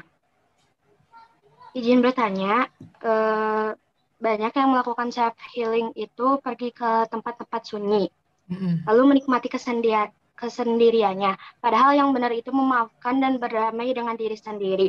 Lalu bagaimana cara agar kita mudah memaafkan seseorang padahal luka yang beliau tanamkan sangat dalam terhadap diri kita, apalagi seseorang tersebut sangat berpengaruh terhadap hidup kita. Terima kasih sebelumnya. Iya, oke. Sama-sama Kak Wanda Hamidah. Terima kasih juga untuk pertanyaannya. Oke, Kak, aku tanya sekarang sama kakak sekalian di sini ya. Sebenarnya yang lebih menyiksa batin itu omongan orang tersebut atau dari perilakunya kakak sendiri? Contohnya kalau bingung sama omongan aku ya. Misalkan nih, mohon maaf banget ya kakak dikatain, lo tuh ya gitu aja nggak bisa, kayak nggak ngerti aja gitu kan. Kemana dipakai gitu kan. Itu mungkin dia hanya ngomong sekitar 10 menit lah paling lama. Tapi karena kitanya itu memaknai hal yang berbeda, oh iya ya, kayaknya aku emang bener deh sebodoh itu deh, kayaknya aku emang nggak bisa ngapa-ngapain. Itu terus-menerus yang dipikirkan gitu kan. Nah, itu yang berarti yang melukai diri kita sendiri siapa? Orang tersebut atau kita sendiri? Karena kita terus memframing omongan orang tersebut gitu ya. Aku pun juga pernah di masalah seperti itu. Maksudnya kayak aku dimarah-marahin gitu ya. oleh kesalahan yang mungkin sebenarnya menurut aku kesalahan itu bisa dimaklumin ya. Yang namanya manusia kan kita nggak perlu luput dari kesalahan ya. Nah tapi mungkin aku butuh waktu gitu ya untuk memaknai tersebut, untuk bisa nge-framing karena akunya tahu gitu ya. Kayaknya aku nggak bisa dibalut-balut dalam keadaan seperti ini karena ini mengganggu aktivitas aku segala macam gitu ya. Ya aku berusaha untuk nge-reframing dengan cara itu. Aku forgiveness terlebih dahulu, kayak meditasi cinta kasih. Aku berterima kasih dulu dong sebelumnya sama kepala aku nih, ubun-ubun aku gitu ya, yang sudah banyak-banyak memberikan aku dampak positif. Aku bisa webinar sekarang memberikan materi karena apa? Karena kepala aku juga kan. Jadi intinya ketika kita bisa memberikan rasa memaknai cinta kasih meditasi tersebut terhadap diri kita sendiri, kita akan lebih memaknai hal-hal yang lain akan lebih mudah. Nah, ketika forgiveness sudah kita jalankan, kita coba untuk gratitude, kita bersyukur. Seperti aku sampaikan nih, untuk dari kakak yang lain nih, mungkin bisa drop di kolom chat, sebutkan aja deh 5 hal yang membuat kalian bisa bersyukur. Ada nggak 5 hal? Coba tuliskan 5 hal yang membuat kalian bersyukur. Masuk kakak Wanda Hamidah ya, mungkin bisa di-share. 5 hal itu apa yang membuat Asa bersyukur, dan itu aku tunggu jawabannya. 1 menit boleh aja. Teman-teman buat di komennya di kolom chat. Halo? Gimana Kakak Nurul? Ya boleh buat teman-teman di chat aja ya di kolom chat. Iya betul, di chat aja di kolom chat. Ada 5 nih kira-kira apa? Wah thank you nih pertama untuk dari Kakak Cindy. Oke, iya Kakak Rio terima kasih, thank you. Ada 5. Mungkin Kakak Wanda kan tadi udah bertanya nih, kira-kira Kakak Wanda apa nih Kak? Ada 5. Wih keren banget ini, udah banyak banget nih. Oh thank you Kak Dwi, Kak Makfira, iya. Kakak Wanda bisa sebutkan langsung Kakak 5 hal apa aja mungkin yang membuat Kakak bersyukur? Hal yang membuat aku bersyukur kayak waktu bangun pagi-pagi masih dikasih nafas. Oke, nafas. Kedua? Punya keluarga yang lengkap. Oke, 3? Punya sahabat yang support. Oke, 4? Gimana nih? Udah kayaknya itu aja. Udah, cuma 4 doang nih. Belum, cuma 3 banyak doang nih, sih. kurang 2 lagi kurang nih. Ayo, nih kakak yang ada bisa nemuin nih. Oke, aku kasih clue ya. Di sini gini, kita itu kenapa selalu berpikir kepada hal-hal yang besar? Kenapa kita nggak bisa melihat dari hal-hal yang kecil dalam diri kita? Nih contohnya, aku punya apa ini namanya? Aku pakai apa ini? Headset kan ya? Semua teman punya nggak pakai headset kayak aku nggak? Mungkin nggak semua ya punya headset kayak aku. Aku bersyukur loh punya headset. Contoh pertamanya itu ya, alat nih untuk mendukung. Selain aku diberikan panca indera yang lengkap, alhamdulillah, mata, hidung, segala macam, itu udah 5 tuh. Kita punya panca indera 5 kan, mata, hidung, mulut, segala macam, sampai akhirnya kita bisa bertahan dari COVID, kita bisa sembuh dari COVID, itu udah bersyukur yang luar biasa. Sampai nih hal yang paling terkecil lagi apa coba nih, aku punya pulpen. Mungkin teman-teman di sana pada punya pulpen nggak di sana? Ada nggak pulpen di sekeliling teman-teman semua? Tentu mungkin ada yang punya, ada yang bukan yang nggak punya ya. Ada yang mungkin lagi di bawah pulpennya, atau mungkin lagi di sebelah sana jauh gitu, nggak deket kayak aku. Jadi kalau aku nulis gampang. Terus kedua aku punya apa? Punya kertas, bisa buat nulis kayak gitu. Jadi intinya kita bisa memaknai apapun juga gitu. Selain kita punya teman yang baik, keluarga yang selalu mensupport. Nah itu ketika saya menyebutkan meminta dari 5, 10, 15, 20, udah mulai ke 20 udah mulai kesibukan. Kebingungan apa lagi ya, padahal nggak usah jauh-jauh, kalender di depan mata saya, kalender, punya jam tangan, punya jam dinding, itu rasa syukur bukan? Ya kan kayak gitu. Nah ketika kita bisa memaknai hidup kita dengan gratitude yang benar-benar memaknai rasa syukur yang teramat dalam gitu ya, kita jadi lebih bisa memaknai, ampun kayaknya tuh masalah aku yang ini tuh nggak ada apa-apanya gitu dibandingin dengan rasa syukur yang udah Allah berikan, yang sudah Tuhan berikan kepada kita. Seperti itu. Contohnya nggak usah jauh-jauh ya, kita misalkan punya orang tua yang cerewet gitu, kita cerewet gitu ya, itu kita bersyukur banget. Bersyukurnya itu karena apa? Karena intinya mungkin nggak semua orang tua itu cerewet kayak ibu kita, gitu. yang ngasih tahu. Coba kalau misalkan seandainya kita udah nggak punya ibu gitu ya, udah nggak ada lagi yang bisa marah-marahin kita, kayak gitu-gitu modelnya. Jadi intinya hal sekecil apapun, mungkin meskipun kita ngeliat ih cerewet banget sih ngomongmu, tapi suatu saat kita akan rindu loh akan omelannya, akan ocehannya, seperti itu. Dan ketika berhubungan dengan tempat yang tenang, tempat yang sunyi, tempat yang senyap, itu manusiawi banget. Karena sesungguhnya manusia itu pada hakikatnya ketika ada masalah itu nggak mau diganggu. Kakak Wanda nih ya, lagi ada masalah berat banget, pinginnya ngobrol dengan banyak orang, atau pinginnya diem aja dulu sebentar, rehat sejenak gitu ya, sampai akhirnya kita kayak nyari nih, kayaknya aku nggak mungkin deh gini-gini, aku harus cari orang yang profesional, aku harus cari teman aku yang bisa diajak cerita, kayak gitu-gitu. Dari situ thank you banget untuk Kak Febrianti dan kakak-kakak yang lain ya, Kak Efrasia, banyak banget nih yang udah masih bisa ketawa bareng-bareng tetangga tuh, jarang banget tuh. Ya kan? Apalagi di era yang Covid sekarang, mungkin kita bisa merasakan punya teman baik itu mungkin lewat chat media sosial, chatting WA atau Telegram atau medsos, itu udah bersyukur banget. Kita punya paketan gitu ya. Alhamdulillah paket nyampe juga dengan aman. Iya bener, coba deh kalau kita beli di Shopee atau enggak di mana tuh, Tokopedia, paketnya nyasar ke tetangga, coba. Kita nyariin terus, kayak itu bersyukur banget kita udah bisa terima paket dengan aman. Seperti itu. Jadi hal-hal seperti itu kita lebih maknai, lebih dalam. Seperti itu sih Kak dari aku. Mungkin dari Kakak Wanda udah menjawab atau belum? Udah Kak, makasih banyak. Oke, sama-sama. Pokoknya dari self feeling yang udah aku kasih tahu, coba jalankan secara perlahan. Meskipun itu banyak ya, ada banyak macam-macamnya. Nanti kakak akan lebih bisa memperkenal dirinya kakak sendiri. Oke, aku lebih nyaman deh pakai self feeling dengan cara ini. Aku lebih nyaman dengan cara self feeling dengan cara ini. Seperti ini banyak banget Kak cara-caranya ya. Tentu dengan dilakukan oleh seorang profesional. Aku nggak boleh kasih banyak karena kalau nggak diawasi kan akan lebih beresiko besar ya di kemudian harinya gitu. Jadi jangan sampai kalian itu hanya dibuka aja, diobok-obok gitu dalamnya kalian, tapi nggak ditutup kembali. Nah itu yang bahaya. Seperti itu sih Kak dari aku. Silakan Kak Nurul mungkin lagi bertambahkan. Terima kasih Ibu dan terima kasih Kak Wanda sudah bertanya. Mungkin Bu satu lagi ya, ini ada yang masih resen sama udah on cam juga. Kepada Kak Aura boleh? Ya, terima kasih sebelumnya udah memberi saya kesempatan. Jadi, perkenalkan saya Aura dari Surabaya. Jadi, saya ada beberapa pertanyaan yang ingin saya lontarkan. Yang pertama, apakah self-harm itu termasuk pada self-healing? Karena setelah melakukan itu, untuk saya pribadi, ada rasa kepuasan dan lebih tenang setelah melakukan itu. Yang kedua, apa yang seharusnya kita lakukan ketika kita sudah melakukan segala self-healing, tapi tak kunjung reda emosi dan lelahnya. Dan pertanyaan yang ketiga atau pertanyaan yang terakhir, jika kita sudah sampai pada titik rendah sehingga kita ingin untuk melakukan bunuh diri atau mengakhiri hidup, itu bagaimana? Jujur saya pernah dalam posisi itu, karena ada beberapa patah omongan dari keluarga, yang dari omongan itu mendorong saya untuk melakukan percobaan mengakhiri hidup dengan meminum campuran baygon dan beberapa minuman berenergi. Tapi ya dengan masih dilindungi Tuhan ya gitu kan. Ada keluarga saya, saudara saya yang tiba-tiba masuk di kamar saya ketika saya sudah menggenggam gelas yang berisi minuman itu. Saudara saya tuh langsung masuk gitu ke kamar.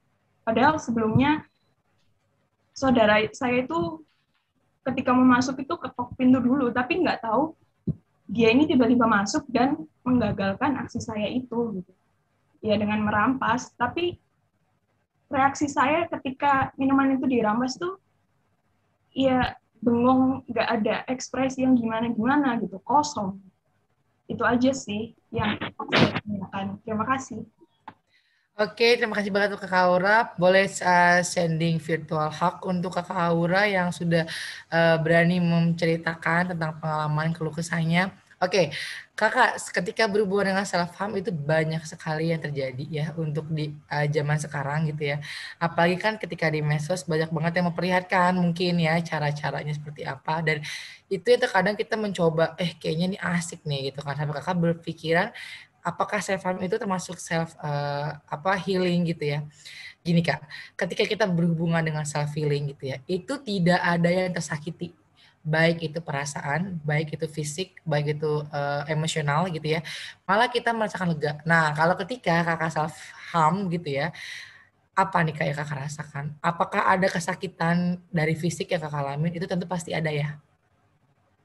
Nah, ketika itu masih ada rasa yang tersakiti dalam diri kita gitu ya, berarti itu belum menyamakan self healing. Karena intinya ketika kita self harm, ada banyak sekali pasien aku tuh yang kayak berpendapat daripada aku harus merasakan sakit hati gitu, lebih aku self harm aja kayak gitu kan. Jadi kayak yang kakak sampaikan gitu. Jadi kayak memindahkan, sebenarnya hanya memindahkan rasa sakitnya ke bagian-bagian lain dari tubuh kita seperti itu. Dan yang kedua, alhamdulillah ya kayak berkata kakak, Allah masih memberikan banyak banget kesempatan untuk kakak. Dalam artian gini, mungkin ya kakak bilang selama ini mungkin saudara kakak ini masuk pintu, mau masuk kamar harus ketok-ketok pintu dulu nih. Tapi nggak tahu kenapa kalau ruhnya itu ketika satu waktu itu tiba-tiba main buka-buka aja gitu. Coba apa terjadi kak kalau ketika hal itu ketok kamar dulu, mungkin ya kakak akan, oke sebentar ya aku akan buka. Pasti kan beda cerita ya, kita nggak tahu cerita di depannya seperti apa. Ini udah jalan skenario dari Allah, dari Tuhan yang sudah diberikan kepada kakak seperti itu. Dan ketiga, kakak udah pernah coba self healing jenis apa aja? Ini self healing yang aku sampaikan, aku nggak tahu, aku nggak ngerti kakak udah pernah lakukan apa belum, tapi bisa aku lakukan, ini bisa aku share ya mungkin ya, untuk karena aku lihat di kolom chat ada juga beberapa yang mungkin udah berpendapat bahwa self harm ini memang bikin lega. Ini ada namanya dialectical terapi ya kayak. Ini kita bisa melakukan dengan cara gini. Biasanya aku untuk pasien-pasien self harm sendiri, dia itu udah asik gitu. Misalkan nih ya, kakak self harm duduk di kursi ini, diem ya. Terus kepikir selintas kayaknya self harm enak nih, lakuin. Mungkin nggak kakak akan berpindah tempat? Ayo kakak, mungkin kakak bisa di open mic. Ya kayak gitu. Iya. Pasti kan nggak bakal pindah tempat kan, tempatnya di situ aja. Mungkin ya kita mau self harm nih, oh kita pindah-pindah di sini ke sini, terus besok nanti ke sebelah sana, tapi sambil jalan-jalan gitu, kan nggak mungkin ya kak. Itu karena kita lebih banyak terserap gitu ya hawa negatif kita ketika kita berdiam diri terhadap tempat tersebut. Biasanya juga terkadang kita lebih menikmati alunan musik, kita nyetelin lagu yang kayak aku bilang tadi, kayak lagu-lagu seperti apa ya, yang bukan bikin semangat malah bikin down gitu ya. Nah kayak gitu-gitu. Dan mungkin kakak bisa coba yang pertama adalah ketika udah mulai timbul rasa itu nih, wah kayaknya aku udah mulai nih, kayaknya sakit nangis, itu lama-lama bisa ngarah ke self harm nih, langsung tuh kakak switch dengan kegiatan lain, atau mungkin pindah tempat dulu nih kak minimal. Ataupun ini cara yang ini bisa efektif banget adalah dengan cara kakak bisa ke lemari es gitu ya, dengan mengambil pertama itu menyiapkan baskom, terus yang berisikan baskom itu diisiin dulu es batu yang banyak sama air dingin. Kakak kebayang nggak dinginnya es batu, dinginnya air dingin tuh segimana dinginnya? Dingin banget kan, beda sama air di kamar mandi. Nah kakak bisa langsung mencoba seperti ini ya, contohnya apa ya? Ini kayak baskom gitu. Dia kayak baskom, terus aku masukin muka aku tuh ke baskom. Jadi gimana ya? Ini aku gimana nyatain ya? Jadi kayak gini ya, nih misalkan baskom. Nah semua ini tuh harus gini. Oke. Mukanya harus ketutup semua gitu. Jadi intinya semuka gini harus ketutup dengan air dingin tersebut dan dengan es batu. Nah biasanya kalau ketika udah namanya dialectical itu kita udah merasakan sensasi berbeda. Kan pasti beku tuh ya muka kita ya. Itu pasti sensasinya akan berbeda. Kita udah tidak lagi merasakan kesedihan ataupun merasa keinginan untuk melakukan self harm seperti itu. Mungkin bisa dicoba ya kak ya. Itu cara yang mungkin kalau belum kakak lakukan seperti itu. Bagaimana kak? Sudah cukup? Ya sudah cukup, terima kasih. Tapi memang ada baiknya kakak minta bantuan ke seorang yang profesional sih ya, supaya self harmnya ini bisa dipulihkan, karena ketika berhubungan dengan self harm ini bisa banget untuk dipulihkan gitu. Jadi sehingga keinginan untuk self harm sudah tidak lagi dilakukan. Seperti itu kak. Semangat terus untuk kakak Aura gitu ya, dan kakak-kakak yang lain yang mungkin sempat merasakan self harm atau mungkin kegiatan-kegiatan yang bisa menyakiti diri, itu kita bisa coba perlahan dengan self healing yang tadi aku udah ajarkan gitu ya, dan juga mungkin juga dengan melakukan dialectical yang tadi aku sampaikan dengan menggunakan air dingin. Itu kan berproses ya, udah move on dari tempat yang kita bukan di kamar gitu, atau nggak mungkin kita bisa dengan mengubah posisi kamar yang mungkin tadi kamar kita menghadapnya menghadap tembok, ini kita harus menghadap jendela. Jadi ketika kita mencoba untuk self harm, kita bisa melihat betapa indahnya langit di sana yang berwarna biru seperti itu. Jadi intinya ada kita hal-hal yang membuat kita kayaknya enggak deh, kayaknya hidup aku terlalu indah deh seperti itu. Dan yang kedua adalah bisa coba-coba juga dengan mencari ataupun mendapatkan teman terdekat yang terbaik yang tulus untuk mendengarkan cerita-cerita kakak seperti itu kak kalau dari aku. Terima kasih Ibu, terima kasih Kak Aura, dan terima kasih juga kepada para peserta ya, antusiasnya, dan sebenarnya masih banyak yang ingin bertanya, cuman mohon maaf karena waktunya terbatas, jadi kita cukupkan saja ya untuk sesi ini. Nah, terima kasih kepada Kak Aura juga gitu ya. Semoga apa yang dikatakan Ibu Rani ini dapat membantu ya Kak ya. Nah, baik. Terima kasih juga kepada Ibu Rani yang sudah memaparkan materi, juga menjawab pertanyaan-pertanyaan dari peserta kita hari ini. Jadi dapat kita simpulkan ya, masa lalu itu kita tidak akan bisa hilang ya. Kita tidak perlu berusaha juga untuk menghapus masa lalu untuk mendapatkan masa depan yang cerah. Nah, apabila kita mempunyai luka batin, jangan sampai kita biarkan, karena akan berdampak buruk juga kepada kehidupan kita selanjutnya. Jadi, kita harus bisa memaafkan, menerima diri kita, dan masa lalu kita. Kita harus tetap bersyukur dan berpikiran positif bahwa luka yang ada bisa disembuhkan. Dan kita harus fokus bagaimana caranya agar kita tidak mengalaminya kembali, malah harus membuat kita menjadi lebih baik lagi.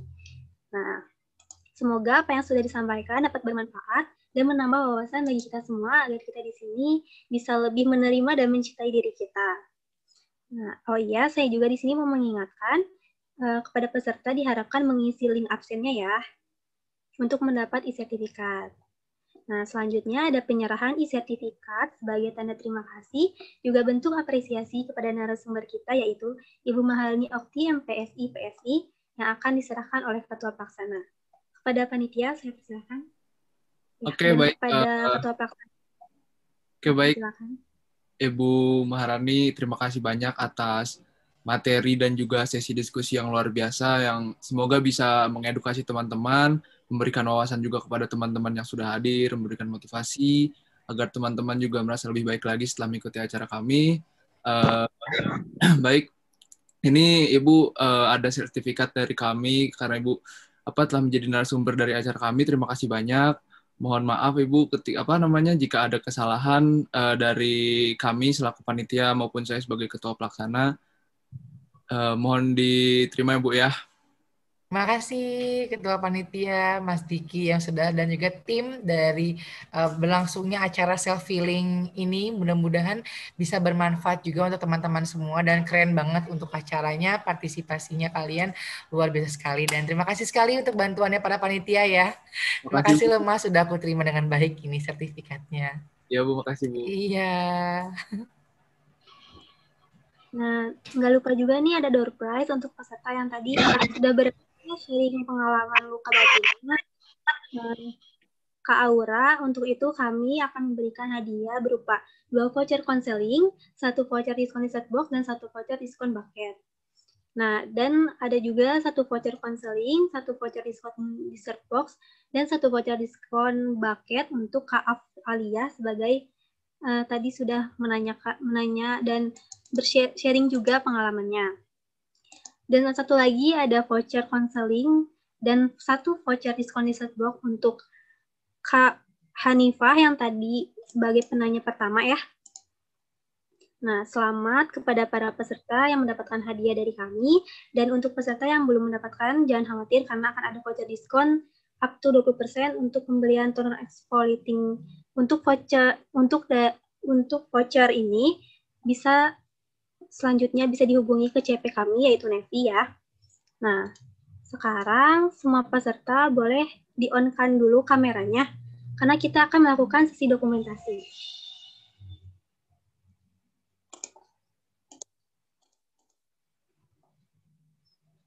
Ya teman-teman, di-on-kan dulu kameranya biar terlihat wajah-wajah cantik dan gantengnya.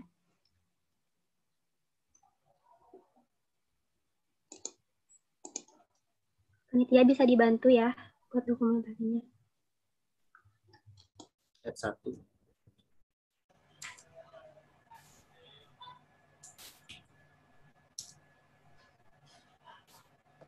Lanjut slide 2.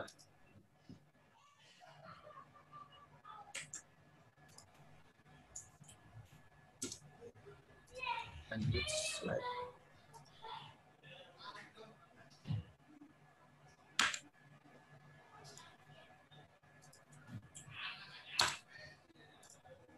Lanjut slide 4.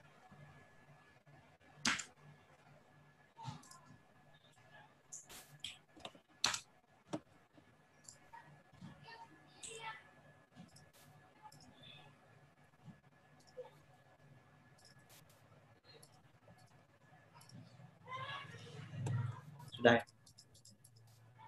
Ya, terima kasih untuk semuanya. Tidak terasa kita setelah sampai di penghujung acara. Semoga acara ini dapat bermanfaat bagi kita semua. Juga semoga kita semua sehat selalu, fisik maupun mentalnya.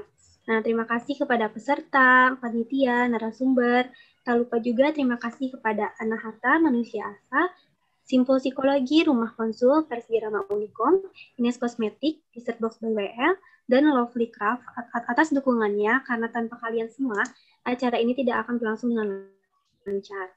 Saya Nurul Amelia, selaku pembawa acara, mohon maaf jika ada kekurangan ataupun kesalahan, dan marilah kita tutup acara ini dengan acara hamdalah, dengan ucapan hamdalah bersama-sama. Alhamdulillah. Terima kasih Ibu semuanya ya. Makasih Kak Nurul. Ibu. Ya, Mbak Nurul, Makasih Kak Frisa. Makasih, Kak Frisa, Nurul. makasih Kak Frisa. Terima kasih banyak.